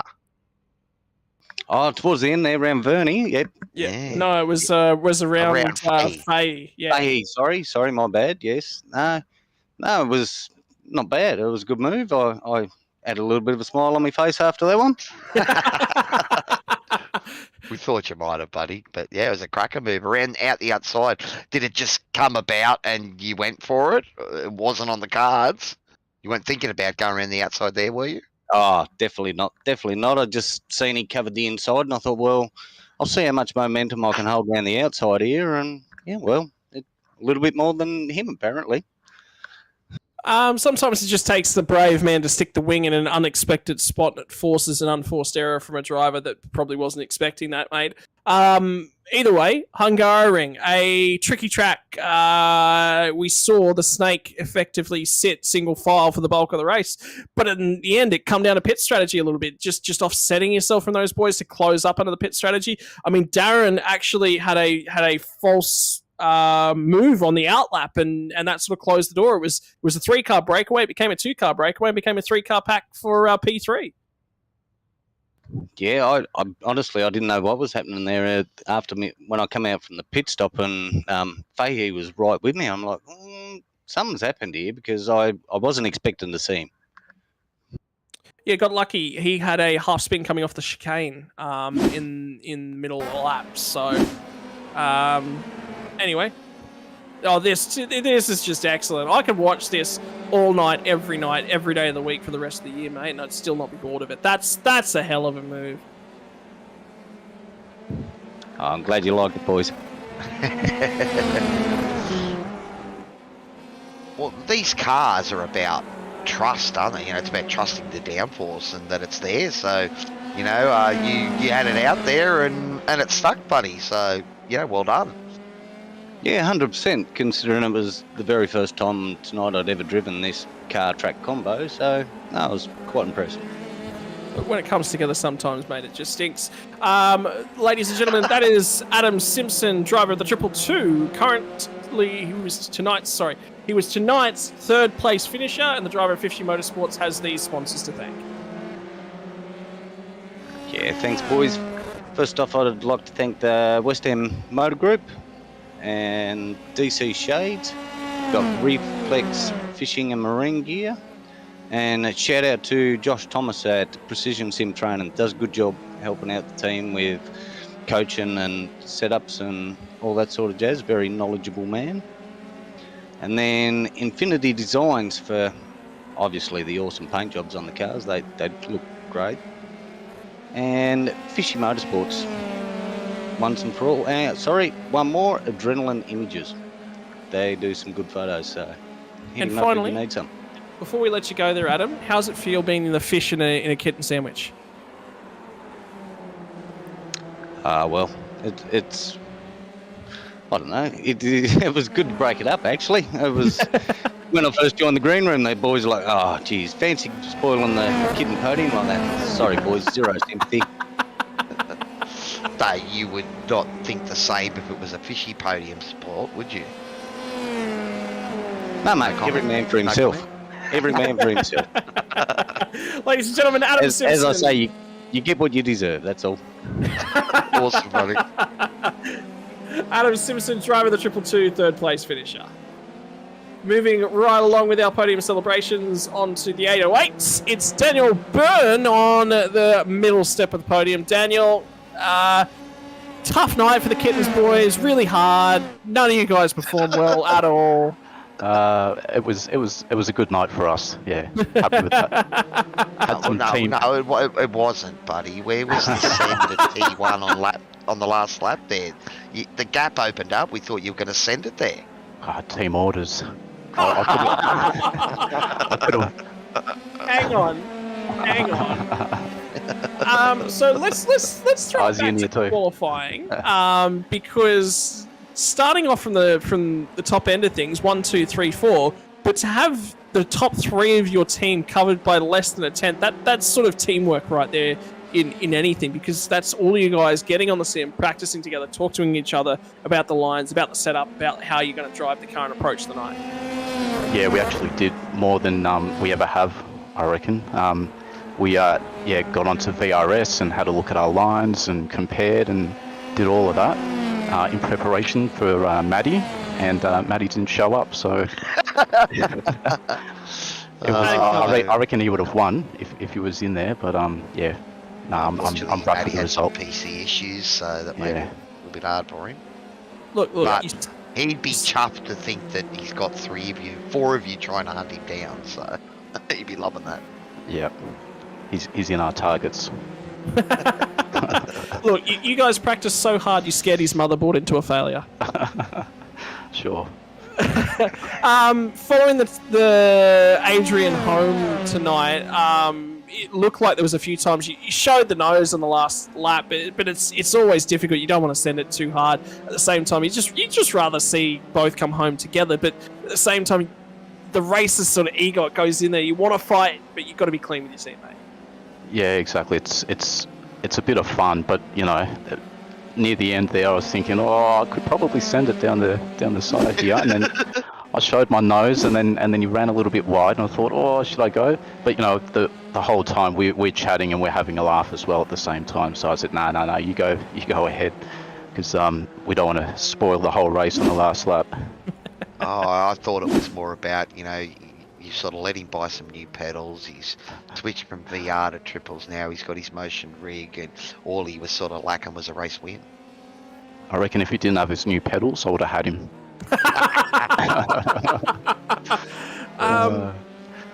Yeah, look, Maybe we should get him in here now. Yeah, man, bring him unless in. you want to hear the sponsors twice. Yeah, there you go. We'll do that. Yeah. Adrian, Toddy, Cowie, Rankin, and Byrne all in the booth here, mate. First and foremost, Daniel doesn't think you were capable of winning that race without those new pedals. How do you respond? Yeah, well, yeah, you can say that. I don't know. It was close. It was close. Oh, it was close. It was close. And we stir up the team beef. You guys are going to have it on again next round, right? 100%. Yeah, I reckon. Yeah. Yeah, no team orders Let's next go race? for it. Okay, Yeah, let's done. just go That's for it next time. Unless Right. Paddy's around, then we've got to work. Yeah, exactly right. And it's 4-on-1, is it? Talk to us about the night tonight. Obviously, a little bit of a special night. Somebody said, Birdie told us that Mum and Dad are listening into the stream. Who's this Birdie? Birdie Darren? Is it? No, that wasn't Darren, Daniel. Wait, Darren. It was Darren Fay. It's always Darren. Yeah. So little Birdie tells us Mum and Dad are listening in. I might have so a you've little got to go out hotline there. going at the moment, so with Darren at the moment. So. Yeah. Yeah, he's spewing Darren. Whatever. Yeah. So obviously it's a special night when you can jump on the podium with Mum and Dad watching. Special night when you can get them tuning in and supporting the team as well. Yeah, got my parents down from the Gold Coast. So they're actually here in my house at the moment watching. It was good. Saying hello to them. Hello. Hi Mum, hi Dad. That's it. From the other room. That's it. So they actually let you jump on the simulator in time. You got your dishes done and you cleaned your teeth and all that sort of stuff. Yeah, that's it. No, I did all that and ate dinner properly. I was able to go and I was good. So Well, if you weren't good, you weren't getting on the Sims. So exactly right. So to all the naughty boys and girls out there, Mum and Dad can and will take the sim rig off you if you continue the behaviour. Look, mate, difficult race. An hour around such a loaded circuit as it is tonight. Daniel made comment that obviously you guys are talking, having a laugh, and sort of relaxing. Does that really help with keeping the concentration level up? Because when it's such a physical circuit and physical type of car as the Formula 3 is, needs something to help break it up. 100%. Especially, no safety car, 60 minutes. That track, it's hard work. I reckon Daniel was talking to me more to throw me off a little bit, but and it works here and there. No, it was good banter between us. It was hard to stay in front. Darren at some points was getting quite close, but the dirty air, he was struggling, and then Daniel could have sent it a couple times, and I thought he was going to, and I went a little bit wide, but it was all right. It was good. We've already got up him for not sending it on the last lap there, mate. But Next time, boys. Next time. You can have that discussion sort of with the team and that afterwards, and you know. No discussions. Just send it. Just send it. That's it. Yeah. But, There you go. No, it was a good race. It was hard work, but good. Daniel said obviously you guys prepped quite hard. A lot of sort of telemetry looking into. Was there benefit there? Who was the closest from the get-go? Who improved from the telemetry, working through the telemetry? And is there something that everyone's going to take away from that session? Yeah, so we definitely, again, don't normally practice that much before, but this one here we did jump on a few nights ago and leading up and comparing lines and this and that. And that's how we all got pretty close. So I didn't see what the actual numbers were in the quali. But less than a tenth, I think. Yeah, there you go. Mate, Yeah, you were a country mile clear from everyone else. Yeah. So we're very similar. Close. Yeah. Darren smashed out a really quick 34.9 actually before the race, Wow. which he didn't show in the race, but actually, track in that then. yeah. Well, I don't know. You have to remind him of that. There's an off track there. That's it, 100%. But He probably had a toe. yeah, on his own. But no, I definitely learned a couple gears that he was using from that lap. I used, and I gained a 10th here or there. So it definitely helps. With the season starting to point down towards its conclusion, is the points battle. I just sort of had a look at it throughout the night. It's quite close between you guys. Obviously, with you so close together, just about every week, it's been near impossible to separate you guys. You're currently leading over Darren, and then there's Nathan Verney in the middle, followed by Daniel, followed by Andrew. Does that play into anything whatsoever? There's no sort of point scenario conclusions. You guys are just going out and racing each and every week. Yeah, 100%. We're not really looking at who's gonna. Well, I think Darren is, but no, we're not looking at that. It is what it is. Matt, well, that's what I was going to say. Matty's he was so far ahead.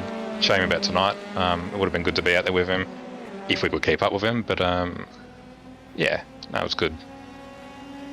Hopefully he's back online next week. Be good. Yeah, well, he said he's been meaning to upgrade his PC anyway, so we'll see how quick he gets that done. That's a good excuse to upgrade, isn't it? Righto. Most importantly, Adrian wins. Does that mean he gets the sponsors, Daniel? Yeah, go for it. Yeah, there you go. Right, ladies and gentlemen, that's Daniel Byrne, number 808. Finishes in P2 here tonight. And Adrian Loretti in the driver of the 85, ready to give you the sponsor reel. Sponsor reel. So thanks to Kittens and AML Technology, and then obviously to Daniel Driver 808 on YouTube. Ladies and gentlemen, those are your podium drivers. The drivers of the Kittens team at racing number 2, Daniel Byrne in the 808, and driving Kitten teams racing number 1, Adrian Loretti, driver of the number 85. Thank you, boys. It was a bang-up race. Thank you so much for jumping. Sorry, just a quick shout-out to my kids. Sorry. Chuck it out there. Shout out to the parents and to the kids. No, I've already said hello to the parents. They're fine. Right. But Thanks, Mum and Dad, for looking after the kids. That's it. Hello to Daniela and Michael. And I'll say hi to Bianca, my daughter Atari, and all the boys at Carlin's as well. See, this is the thank yous I want. I don't care about the sponsors. The partners need the real thanks. Which is my wife. She's listening out in the lounge room. Thank you, dear. Thanks. Yeah, the ones that let this happen. So, yes, ladies and gentlemen, that is your podium from the Formula 3. Thanks, guys. And that just about wraps us up here on a Wednesday night, Cowie. Tomorrow night's the spiciest night of the week. It's when we both jump in the sim at the same time. For the radical action, buddy. Yeah, and then Porsche Cup. Porsche Cup comes to Hungaroring. That'll be later on in your Thursday night coverage. But prior to that, Radicals in your Downforce, High Downforce series, High Fun series, will be going to Japan to go to Suzuka. That is going to be a cracker. It's going to be tough getting through that first sector behind a pack of screaming Radicals. If you want to see what that looks like, you can only tune in to Sim Racing World tomorrow night to see the SR8 Radicals. SR10s are available just about anywhere, but there's only a few places racing those gosh darn SR8s. Cowie, good night from top to bottom. Hungaroring, it's a tricky track. It doesn't create maybe the racing that we're potentially seeing so far, but you've got to stick a track on the schedule like that at some point to test the drivers. They come away tested tonight, better for the experience. Oh, look, a technical tight track has that moniker of being the Monaco without the buildings, so we knew it was going to be tight. And yeah, look, I think what it made for is that tight running, and guys were, as you said, you know, as the season has gone on, maybe a few of the guys thinking about their championship position, not really looking to send it as much as they would in the earlier rounds, and maybe that made it a bit more sedate out there on track. But also, you know, we saw the F3s, the aero wash seemed to be a significant factor. We'll have to see if that has the same effect with the Porsches and the V8s around here to come up later this week. Yeah, it's going to be a qualifying fest on your Thursday night for Porsche and the V8 Supercars on Sunday. V8s will probably be your best opportunity to see a whole bunch of overtaking. Tomorrow night, don't forget to tune back in just to see all of that action. Well, that's going to just about wrap it up here from Everything Sim Racing World. Big shout out to DSL Welding Services, Pagnian Imports, Dragon RC, and Melville Equipment Corporation, as well as the promo department for coming on board as a safety car sponsor. That is it from the commentary box from the Hungaroring. We'll see you again tomorrow night, ladies and gentlemen. Enjoy the remainder of your evening.